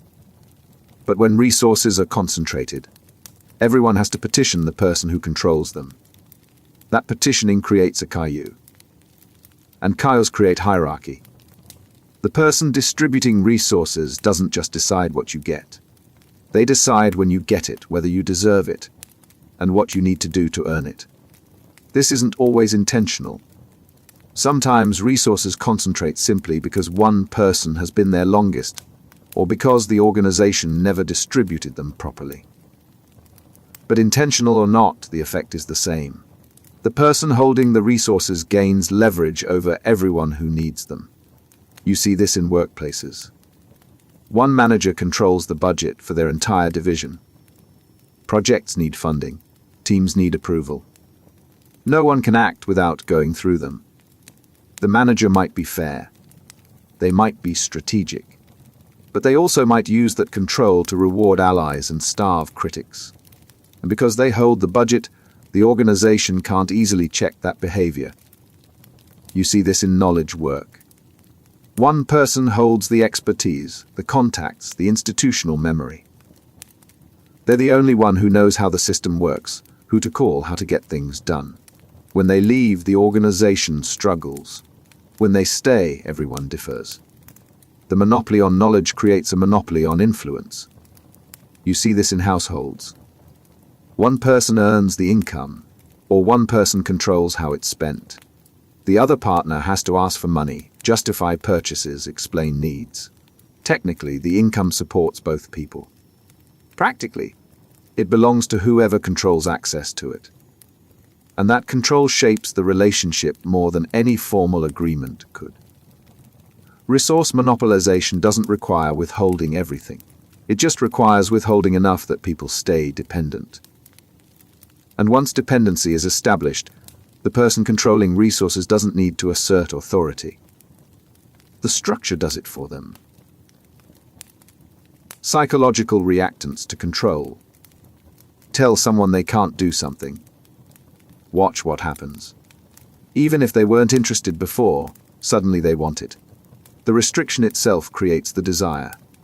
Not because the thing became more valuable, because the freedom to choose it was taken away. Psychological reactance is the motivational state that arises when people perceive a threat to their freedom or autonomy. It's not rebellion for its own sake. It's the mind pushing back against constraint. And the harder someone tries to control you, the stronger the pushback becomes. The reaction is automatic. When you feel your choices being limited, your brain resists. Not always through direct defiance. Sometimes it's subtle. You start wanting the forbidden option more.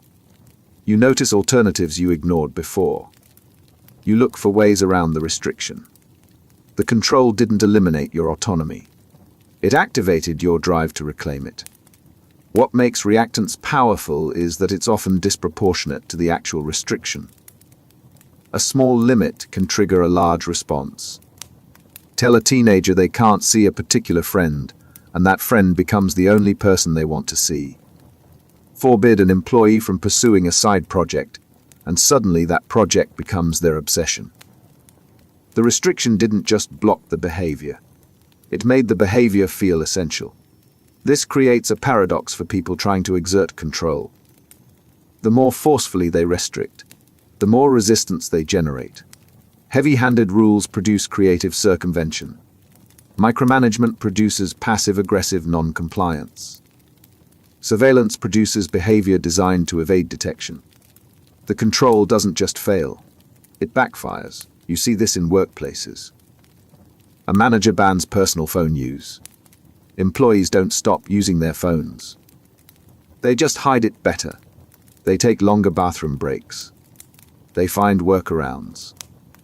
The rule didn't increase productivity. It increased resentment and evasion. You see this in relationships. One partner tries to control who the other sees, where they go, what they do. The controlled partner doesn't always comply.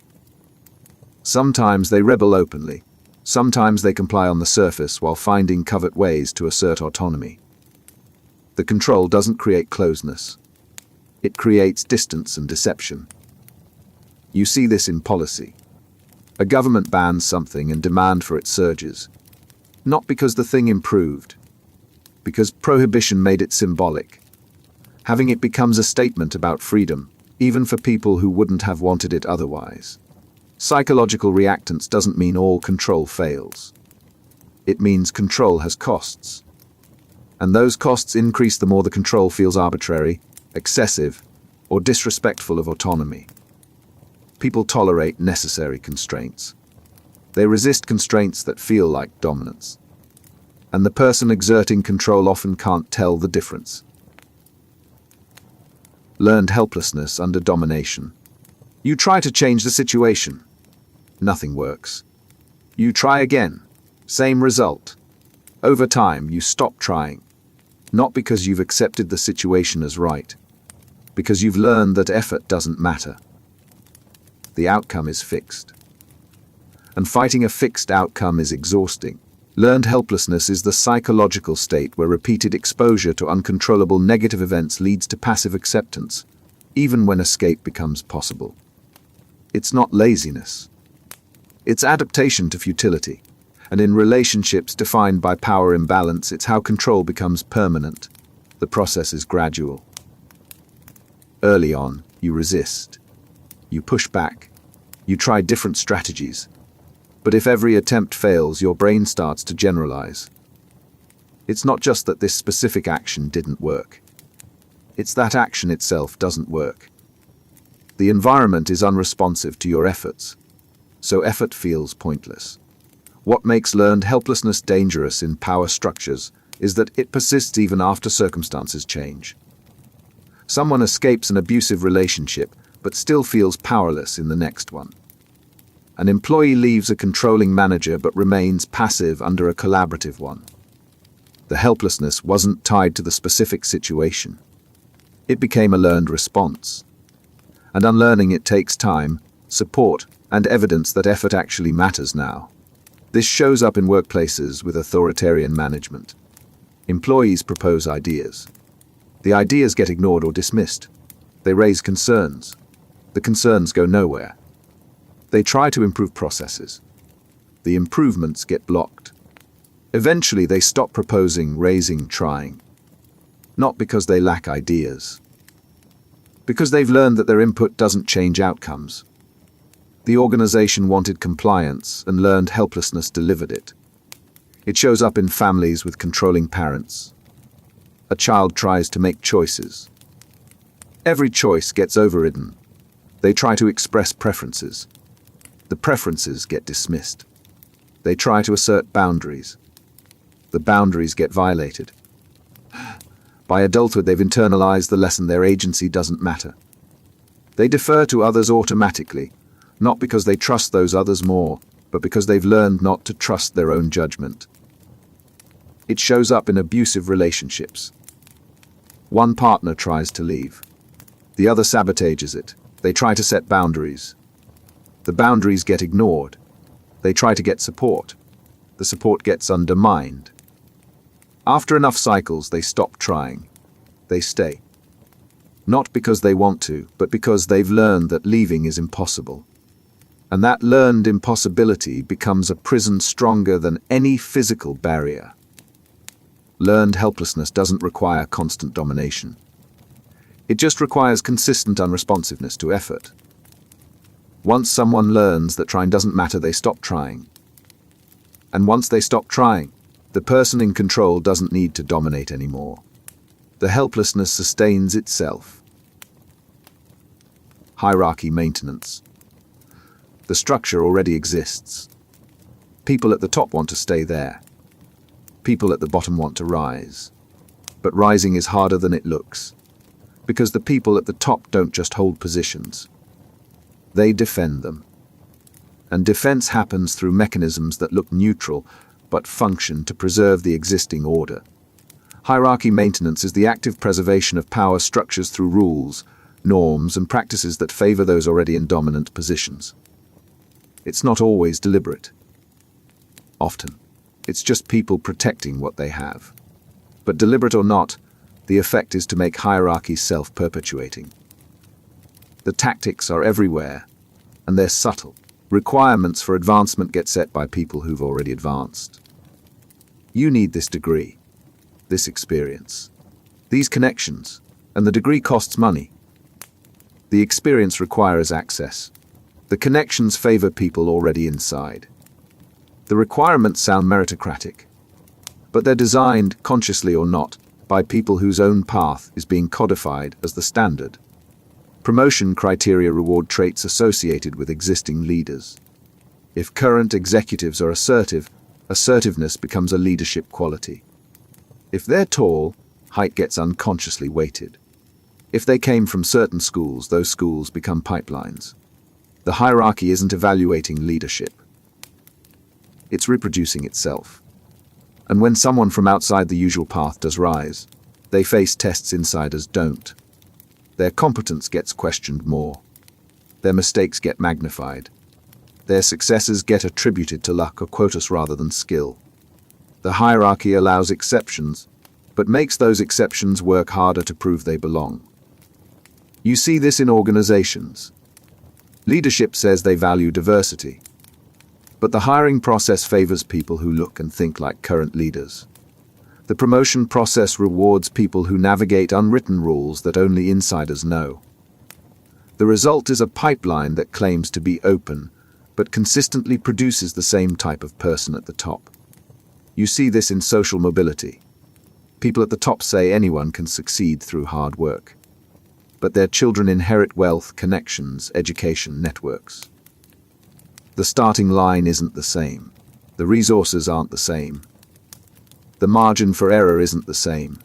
Hard work matters, but it matters differently when you start with a cushion versus when you start with debt.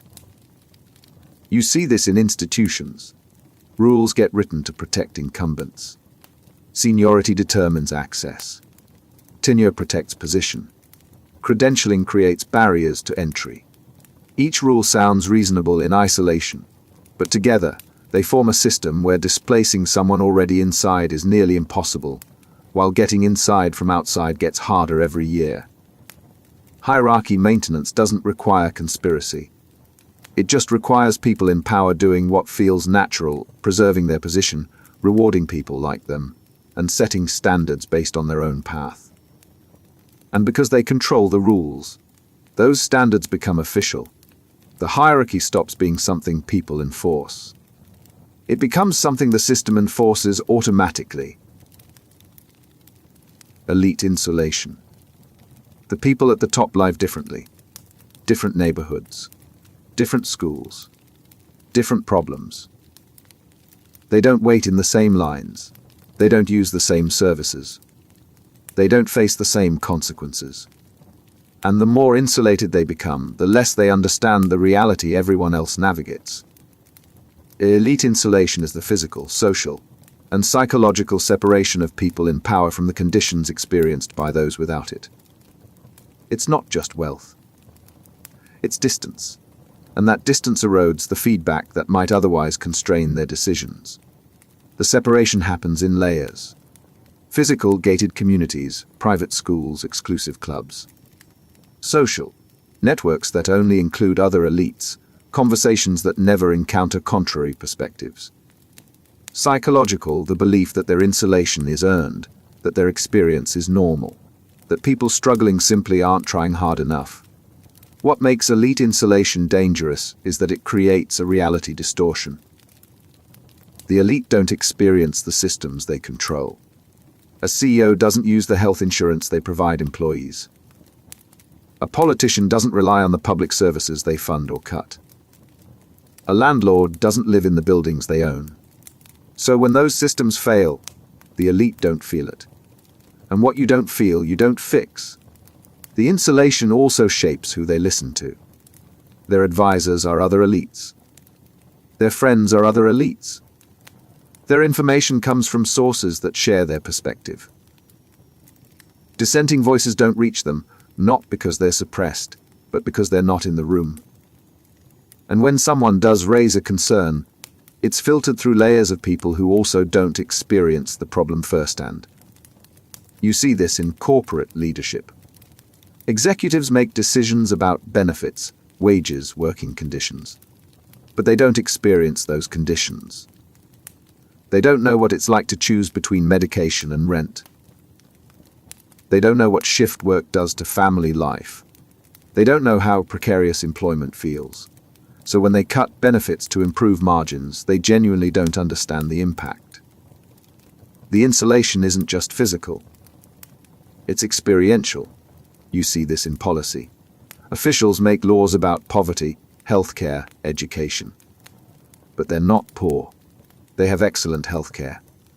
Their children attend well-funded schools. So when they cut assistance programs, they're not cutting their own safety net. They're cutting someone else's. And that distance makes it easier to see the cuts as necessary rather than cruel. You see this in inherited wealth. People born into privilege navigate entirely different systems. They have financial cushions, connections, second chances. When they succeed, they attribute it to merit. When others fail, they attribute it to character. The insulation prevents them from seeing how much the structure tilted in their favor. Elite insulation doesn't make people evil. It makes them ignorant. And ignorant people with power make decisions that serve their reality, not the reality of the people affected. The distance isn't just geographic. It's epistemic. They don't know what they don't know. And the structure ensures they never have to find out. Patronage Dynamics. Someone gets promoted. Not because they were the most qualified. Because they had a sponsor. Someone else gets passed over. Not because they underperformed. Because they didn't have the right advocate. The system claims to reward merit. But in practice, it rewards relationships.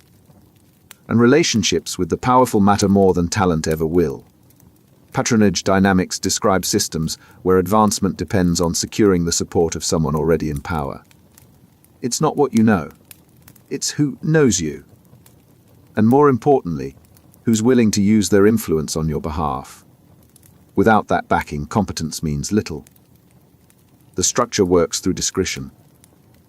Promotion decisions, project assignments, budget allocations, they all have official criteria.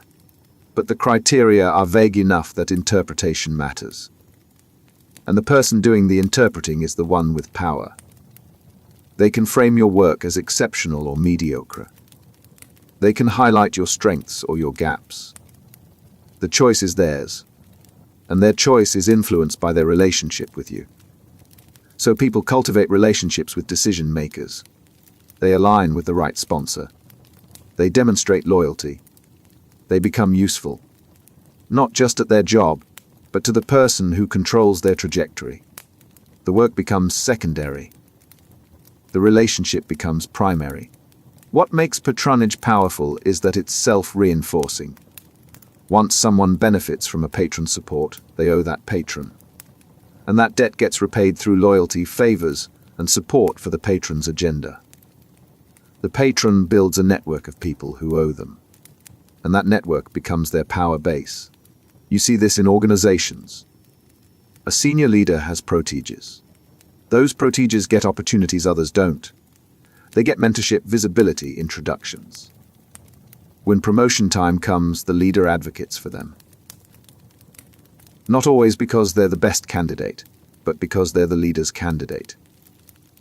And when those proteges rise, they remember who helped them. They support their patrons' initiatives, defend their patrons' decisions, and replicate the system by becoming patrons themselves. You see this in politics. A politician builds a coalition of allies. They distribute favors, resources, positions. In return, they get votes, endorsements, support. The relationship isn't transactional in a crude sense. It's understood. I helped you. You helped me. And that mutual dependence creates stability for those inside the network and exclusion for those outside it. You see this in social hierarchies. One person has influence. They introduce people, make recommendations, open doors.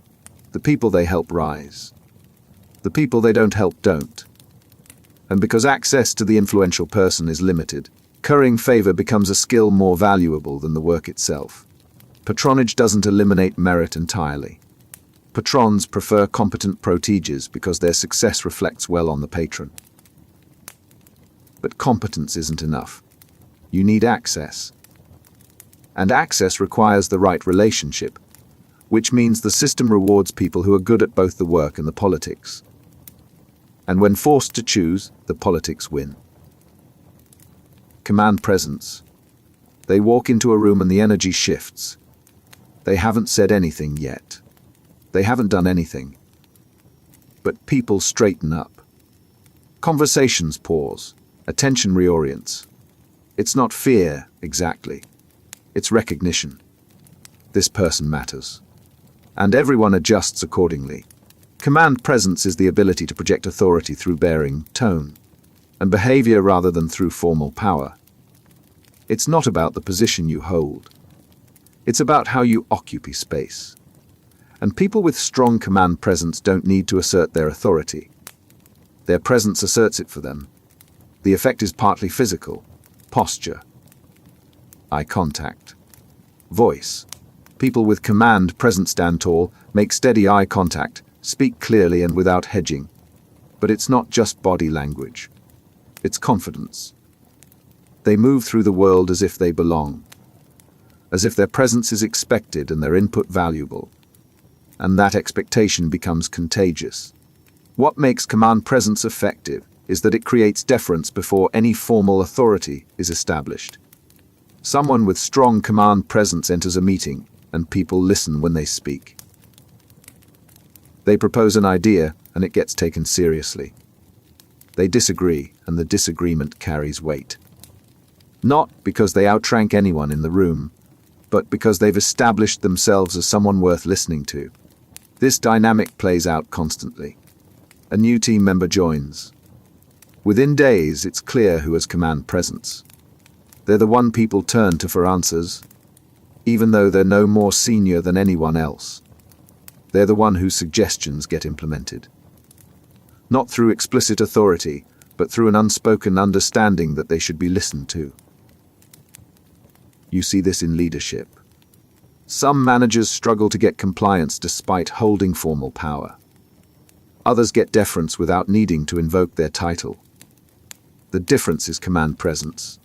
The latter group projects certainty, decisiveness, gravitas. People follow them not because they have to, but because the person makes following feel natural. You see this in social situations. One person dominates the conversation, not through interruption or volume, but through the way they speak. They state opinions as conclusions rather than suggestions. They make eye contact that doesn't waver. They take pauses that others don't fill. And the group unconsciously treats them as the center. You see this in public speaking. Two people give the same presentation. Same content, same slides. But one has command presence and the other doesn't. The audience engages with one and tunes out the other. The difference isn't the information. It's the delivery. The person with command presence owns the room. Command presence can be learned to an extent, but it can also be weaponized. Someone who projects authority without having the competence to back it up can rise based on presence alone. They get opportunities, trust, and influence not because they've earned it through results, but because they've mastered the performance of authority. And in systems that reward confidence over accuracy, presence becomes more valuable than substance. Power signaling. Watch what people wear to a meeting. The tailored suit. The expensive watch. The corner office with the view. None of these things affect the quality of the work, but they communicate something else as status. And status, in hierarchies, is information. It tells people how to treat you before you've said a word. Power signaling is the use of symbols, behaviors, and possessions to communicate rank and dominance. It's not subtle. It's designed to be noticed. And once noticed, it shapes how others interact with you. The signal says, "I hold power," and people respond accordingly. The signals are everywhere. Clothing, accessories, office location, title on a business card, car in the parking lot. Each one marks position. And position determines treatment. The person with the bigger office gets more deference. The person with the prestigious title gets more attention. Not because they've demonstrated superior judgment, but because the signals indicate they should be taken seriously. What makes power signaling effective is that it creates a self-fulfilling dynamic. Someone signals high status. Others treat them as high status.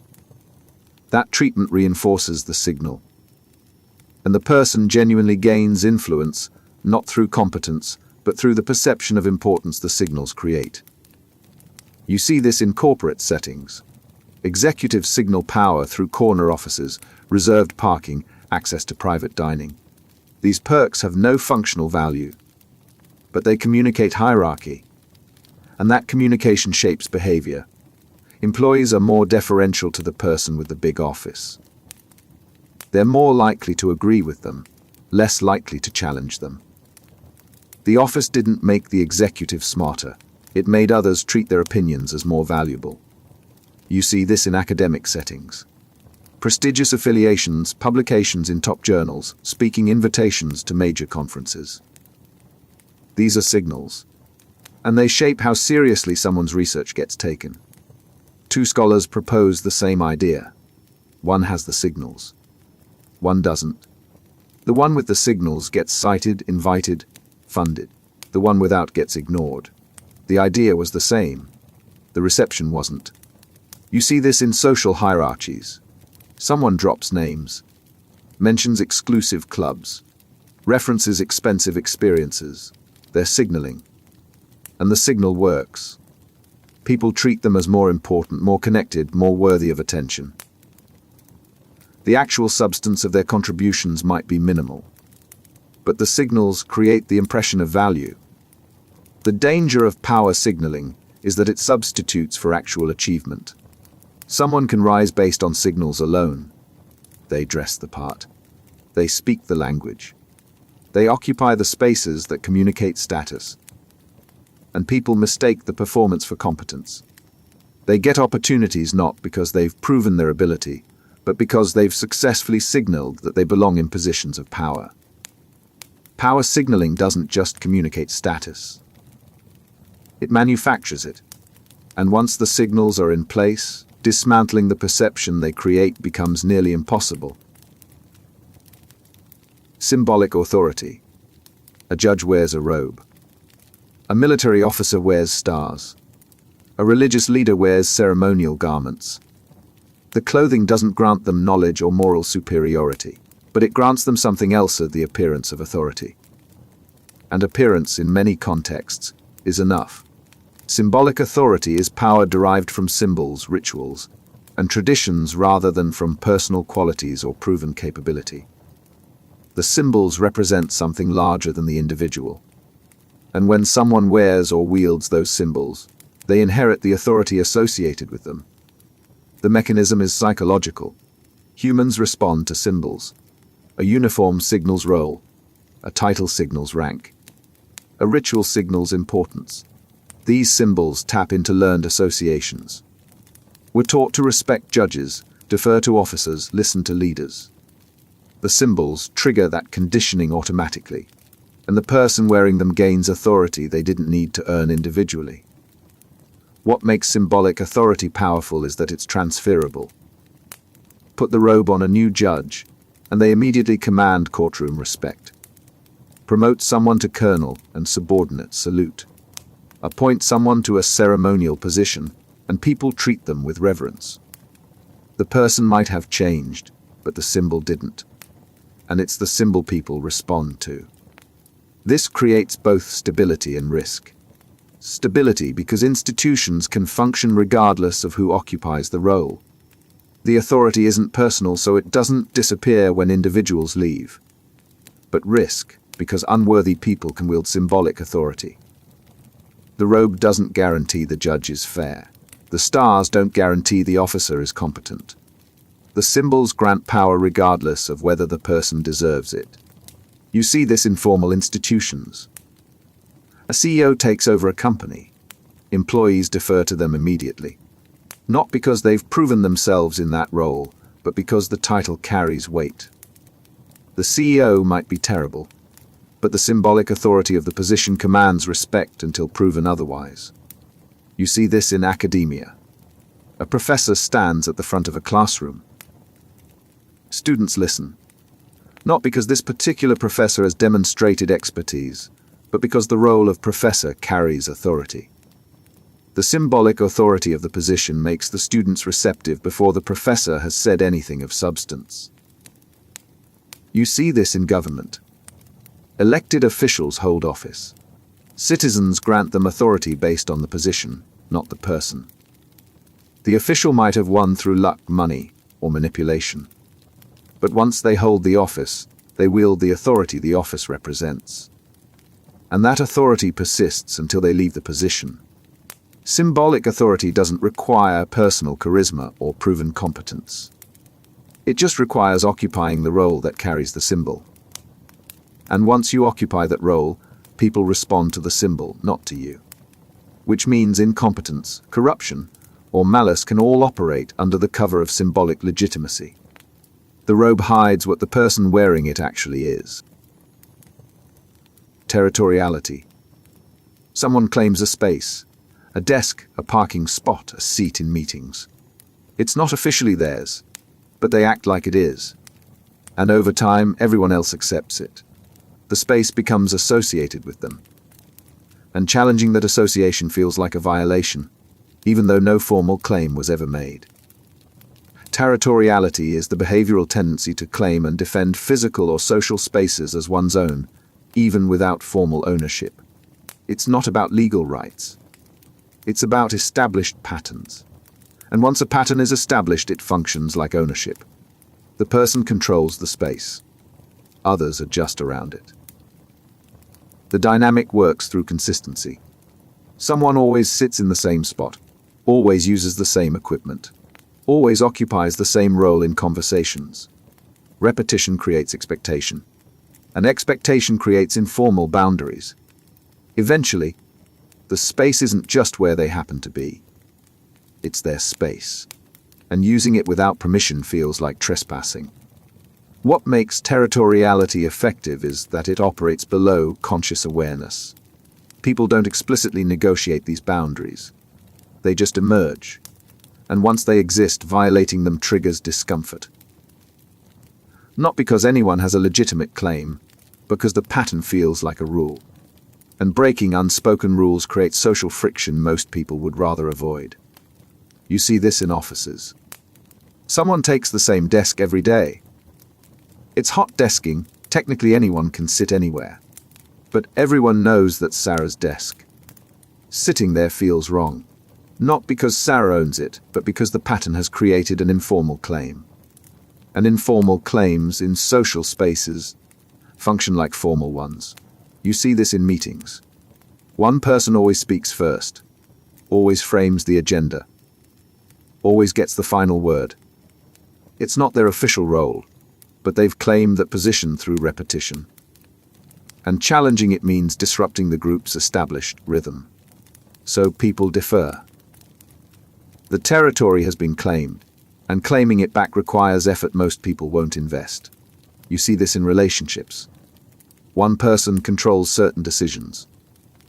Where to eat, what to watch, how to spend weekends. It's not dictated. It's just how things developed. And now those domains feel like their territory. The other person doesn't even think to make suggestions anymore. They've ceded the space. Territoriality doesn't just apply to physical locations. It applies to roles, responsibilities, and areas of influence. Someone becomes the person who handles certain types of problems, makes certain types of decisions, or speaks on certain topics. And once that association solidifies, others don't encroach. The territory has been claimed, and defending it doesn't require force. It just requires the expectation that it's already yours. Boundary enforcement. Someone crosses a line. Maybe they question a decision. Maybe they access information they shouldn't. Maybe they challenge the hierarchy. The response is immediate. Not violent, but clear. And the message is unmistakable: these boundaries exist. And violating them has consequences. Boundary enforcement is the active maintenance of limits through responses that punish or deter violations. It's not about preventing access entirely. It's about making clear what happens when limits are tested. And once those consequences are demonstrated, most people stop testing. The enforcement doesn't need to be dramatic. Sometimes it's subtle. A request gets denied without explanation. An opportunity gets quietly withdrawn. A person gets excluded from a meeting they used to attend. The boundary violator doesn't get punished explicitly. They just find that doors they expected to be open are now closed. What makes boundary enforcement powerful is its educational effect. Most people learn not by experiencing consequences themselves, but by watching what happens to others. Someone challenges the boss in a meeting. They get shut down publicly. Everyone else notes it. They don't challenge the boss. One enforcement event teaks dozens of people where the line is. This creates a chilling effect. People self-regulate. They don't push boundaries because they've seen what happens when boundaries get pushed. The enforcer doesn't need to police constantly. The threat of enforcement does most of the work, and the boundary stays intact without continuous active defense. You see this in organizations. An employee leaks information. They get fired. The firing isn't just about that employee. It's a message. This boundary is real. Cross it and you're gone. After that, people are more careful. They don't leak. Not because they agree with the secrecy, but because they've seen the cost. You see this in families. A child defies a parent's rule. The parent responds with a consequence. Privilege removed. Restriction imposed. The other children watch. They don't defy the same rule. The boundary has been enforced. And enforcement teaks faster than explanation ever could. You see this in social groups. Someone violates an unspoken norm. They get frozen out. Invitations stop. Conversations exclude them.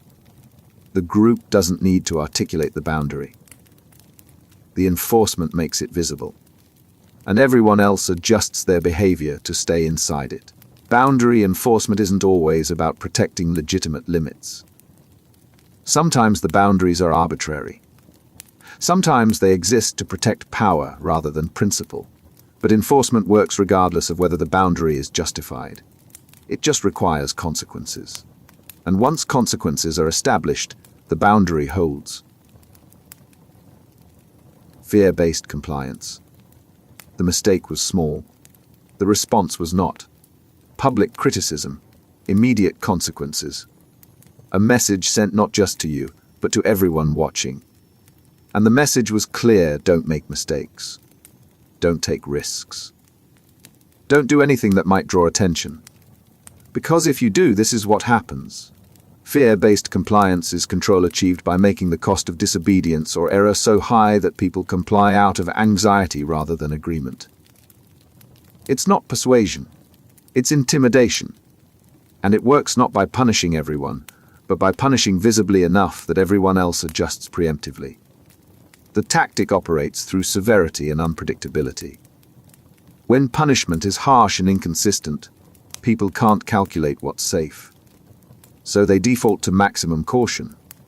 They avoid anything that could possibly be interpreted as wrong. They stop proposing ideas. They stop questioning decisions. They stop doing anything beyond exactly what's asked. Because safety lies in invisibility. What makes fear-based compliance effective is that it spreads beyond the initial target. One person gets punished. 10 people watch. Those 10 adjust their behavior. They become more careful, more compliant, more silent.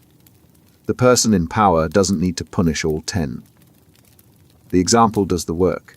You see this in workplaces with volatile leadership. A manager erupts at an employee over a minor issue. The rest of the team takes note. They stop bringing up problems. They stop admitting mistakes. They stop taking initiative. Not because the manager punished them, but because they saw what happened to someone who drew negative attention. The fear becomes self-regulating. You see this in authoritarian systems. A government arrests a dissident. The arrest is public. The charges are vague. The penalty is severe. Other dissidents watch. They don't stop disagreeing with the government. But they stop expressing that disagreement publicly. The fear isn't about changing minds. It's about changing behavior. And it works. You see this in abusive relationships. One partner explodes over something small. The other partner learns to avoid anything that might trigger that explosion. They monitor their words, their tone, their actions. They become hypervigilant, trying to predict and prevent the next outburst. The relationship stops being a partnership and becomes a constant state of threat management. Fear-based compliance produces surface-level order. People follow rules. They meet expectations. They don't cause trouble. But it doesn't produce genuine cooperation. It produces resentment, anxiety, and the bare minimum effort needed to avoid punishment. And the moment the threat is removed, the compliance collapses. Because it was never based on agreement. It was based on fear. Silencing power. Someone raises a concern. The response isn't engagement. It's dismissal. That's not how we do things here. You're overthinking it. Let's stay focused. The concern wasn't addressed. It was shut down. And the message wasn't just to the person who raised it. It was to everyone listening. Some topics aren't up for discussion. Silencing power is the ability to prevent certain voices, topics, or perspectives from being heard or taken seriously.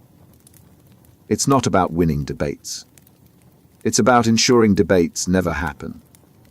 And it operates through dismissal, deflection, and social consequences that make speaking up feel riskier than staying quiet.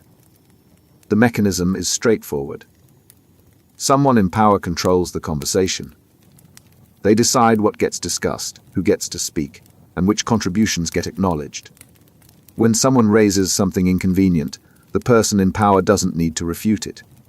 They just ignore it, minimize it, or redirect. The topic dies not because it was resolved, but because it was never allowed space. What makes silencing power effective is that it's socially enforced. You raise an issue. It gets dismissed. You raise it again. Now you're the problem. You're difficult. You're not a team player. The content of your concern becomes irrelevant. The fact that you keep raising it becomes the issue. And most people, facing that social pressure, stop raising it. You see this in organizations. An employee identifies a problem. Management dismisses it. We've always done it this way. That's above your level. Focus on your own work. The employee either drops it or becomes labeled as a troublemaker. Either way, the issue doesn't get addressed. Not because it wasn't valid, but because the structure silenced it. You see this in meetings. Someone proposes an alternative approach. The leader doesn't engage with the proposal. They just move on. Noted. Now, back to what we were discussing. The proposal dies. Not through rejection, but through silence. And the person who proposed it learns that their input isn't valued. Over time, they stop offering it. You see this in relationships. One partner tries to discuss a problem. The other partner deflects, minimizes, or gets defensive. You're making a big deal out of nothing. We've been over this. I don't want to talk about this right now.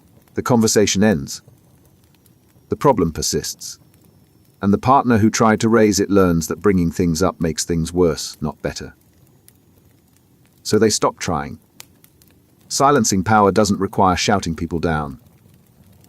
Often it's quieter than that. A subtle dismissal. A change of topic. A look that says you're being unreasonable. The message gets through, your voice doesn't matter here.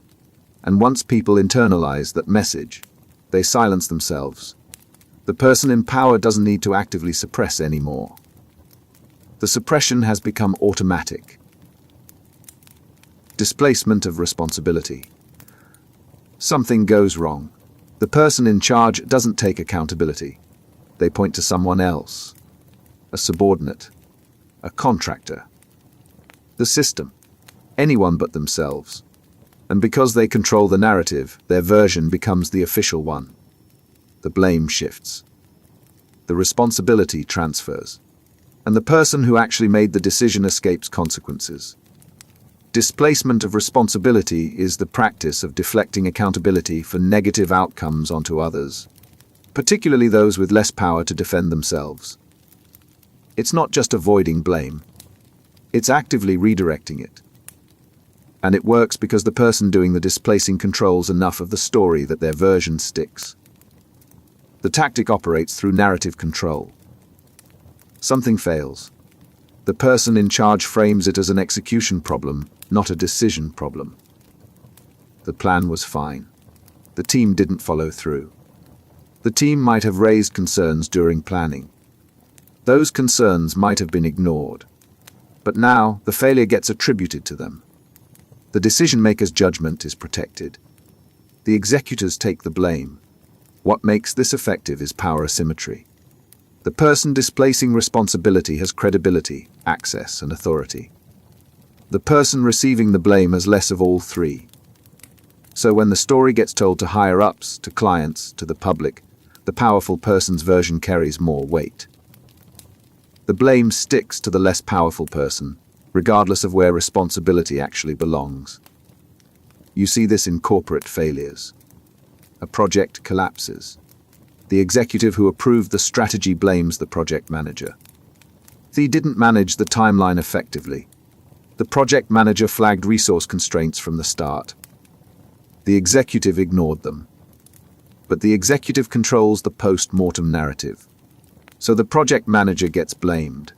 The executive's reputation stays intact. You see this in politics. A policy fails. The official who championed it blames the bureaucracy. We designed a good policy. The implementation was flawed. The bureaucrats may have warned that the policy was unworkable.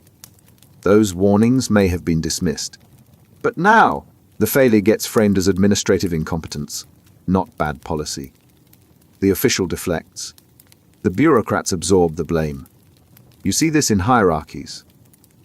A manager makes a bad call. When it backfires, they blame the team. I gave clear instructions. They didn't execute properly. The instructions may have been unclear, contradictory, or impossible. But the manager has the power to frame the narrative. And the team lacking that power becomes the scapegoat. Displacement of responsibility doesn't just avoid consequences. It inverts them.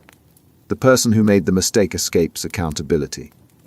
The people who suffered the consequences of that mistake also get blamed for it.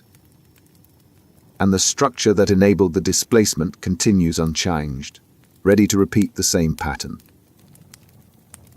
Control beliefs. Some people believe the world works a certain way. Things happen for a reason. Effort matters. You control your outcomes. These beliefs shape how they navigate life. But not everyone holds them. Some people believe the opposite. That outcomes are determined by forces beyond their influence. That effort doesn't matter much. That control is an illusion. Control beliefs are psychological convictions about the degree to which your actions influence your outcomes. People with strong internal control beliefs think they shape their circumstances. People with weak internal control beliefs think circumstances shape them. And that difference doesn't just affect how people feel. It affects how they behave when facing power structures. The dynamic matters because control beliefs influence resistance. Someone who believes their actions matter is more likely to push back against unfair treatment. They think resistance could work. Someone who believes outcomes are predetermined is less likely to resist. Why fight when fighting doesn't change anything? And here's where power structures exploit this. People in power benefit when those beneath them hold weak control beliefs. Weak control beliefs produce passivity. Passivity produces compliance. Compliance sustains the structure. So systems that want to maintain power don't need to crush resistance actively. They just need to erode the belief that resistance matters. This happens through repeated experiences of futility. You try to improve your situation. Nothing changes. You raise concerns. They go nowhere.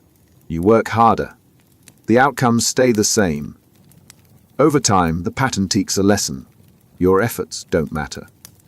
And once that lesson is learned, you stop trying. Not because you're lazy, because you've learned that trying is pointless. You see this in workplaces with rigid hierarchies. Employees propose changes. The changes get ignored. They raise issues. The issues get dismissed. They work overtime. They don't get promoted. Eventually, they stop proposing, raising, working extra. They've learned that their actions don't influence their outcomes. The belief becomes the company does what it wants, and my effort doesn't change that. So why make the effort? You see this in poverty. Someone tries to get ahead. They save money. An emergency wipes it out. They get a better job. The company downsizes. They go back to school. They can't afford to finish. Each setback reinforces the belief that the system is rigged, that individual effort doesn't overcome structural barriers. And that belief, whether accurate or not, reduces the likelihood they'll keep trying. You see this in authoritarian systems. Citizens try to participate. Their participation doesn't matter. They vote. The results get overridden. They protest. Nothing changes. Over time, they internalize the lesson the system doesn't respond to us. And that internalization produces exactly what the system wants. Not active support, but passive acceptance. Control beliefs don't just reflect reality. They shape it. Weak control beliefs produce the passivity that makes change less likely. And that lack of change reinforces the belief that change isn't possible. The cycle sustains itself. And power structures that benefit from that cycle don't need to crush agency actively. They just need to make agency feel futile. Agency deprivation. You want to make a decision, a small one. What to wear, what to eat, where to go. But the decision isn't yours. Someone else makes it. They don't ask what you want. They just decide. And over time, you stop expecting to be asked. You stop having preferences. You wait to be told what to do, because agency isn't something you have anymore. It's something that was taken. Agency deprivation is the systematic removal of a person's ability to make meaningful choices about their own life. It's not about a single decision. It's about the accumulation of lost decisions until autonomy itself disappears. And it happens gradually, through repeated experiences where your choices either don't matter or aren't allowed. The process works through replacement. Someone else steps in. They take over decisions you could make yourself. They justify it. They're faster. They're more experienced. They know better. And at first, maybe that's true. But over time, the pattern shifts from helping to controlling. You're not being supported. You're being sidelined. And the more you're sidelined, the less capable you become, because capability requires practice. And practice requires opportunity. And opportunity is what's being taken away. What makes agency deprivation insidious is that it doesn't feel like oppression to the person doing it. It feels like care. I'm just making things easier for you. You don't need to worry about this. Let me handle it. The language is supportive. The effect is disempowering. Because making things easier doesn't build capability. It erodes it. You see this in caregiving relationships. A parent who does everything for a child doesn't teach the child independence. They teach dependence. The child grows up unable to make decisions, manage challenges, or navigate uncertainty. Not because they're incapable, but because they never practiced. The parent's control, however well-intentioned, deprived them of agency. You see this in workplaces. A manager micromanages every task. Employees stop making decisions. They wait for instructions. They ask permission for things they should be able to decide themselves. The manager thinks they're being thorough, but what they're actually doing is training their team to be helpless. The employees lose agency. The manager becomes indispensable, and the cycle reinforces itself. You see this in relationships. One partner takes over all major decisions. Money, social plans, household management. The other partner stops participating. Not because they don't care, but because participation has been made irrelevant. Their input doesn't shape outcomes, so why offer it? The controlling partner sees compliance. What they don't see is the agency they've destroyed. Agency deprivation doesn't require force. It just requires consistent replacement. Every time someone else makes a decision for you, you lose a little more practice making decisions yourself. And eventually, the muscle atrophies. You stop trusting your own judgment. You defer automatically, and the person who deprived you of agency doesn't need to control you anymore. You've learned to wait for direction. The deprivation has become self-sustaining. Autonomy suppression. You try to act independently, make your own choices, chart your own path, and every time you do, you encounter resistance. Not violent resistance, subtle resistance, disapproval, inconvenience, withheld support. The message is consistent: independence is difficult. Compliance is easy. And over time, you choose easy.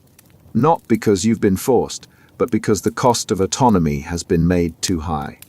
Autonomy suppression is the active discouragement of independent thought and action through social, emotional, or practical barriers. It's not about eliminating autonomy entirely. It's about making autonomy expensive enough that people voluntarily give it up. And it works through friction. Every attempt at independence meets resistance. Every act of compliance meets reward. The pattern teaches the lesson: don't think for yourself. It's not worth it. The tactic operates through consequences. You make an independent decision. It's questioned. You have to justify it, defend it, fight for it. Meanwhile, decisions that align with what the controller wants go smoothly. No questions. No resistance. No friction. The message is clear: your autonomy creates problems. Compliance avoids them.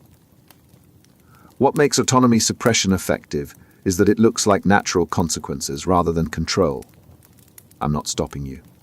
I'm just pointing out the risks. You can do what you want. I'm just explaining why I think it's a bad idea.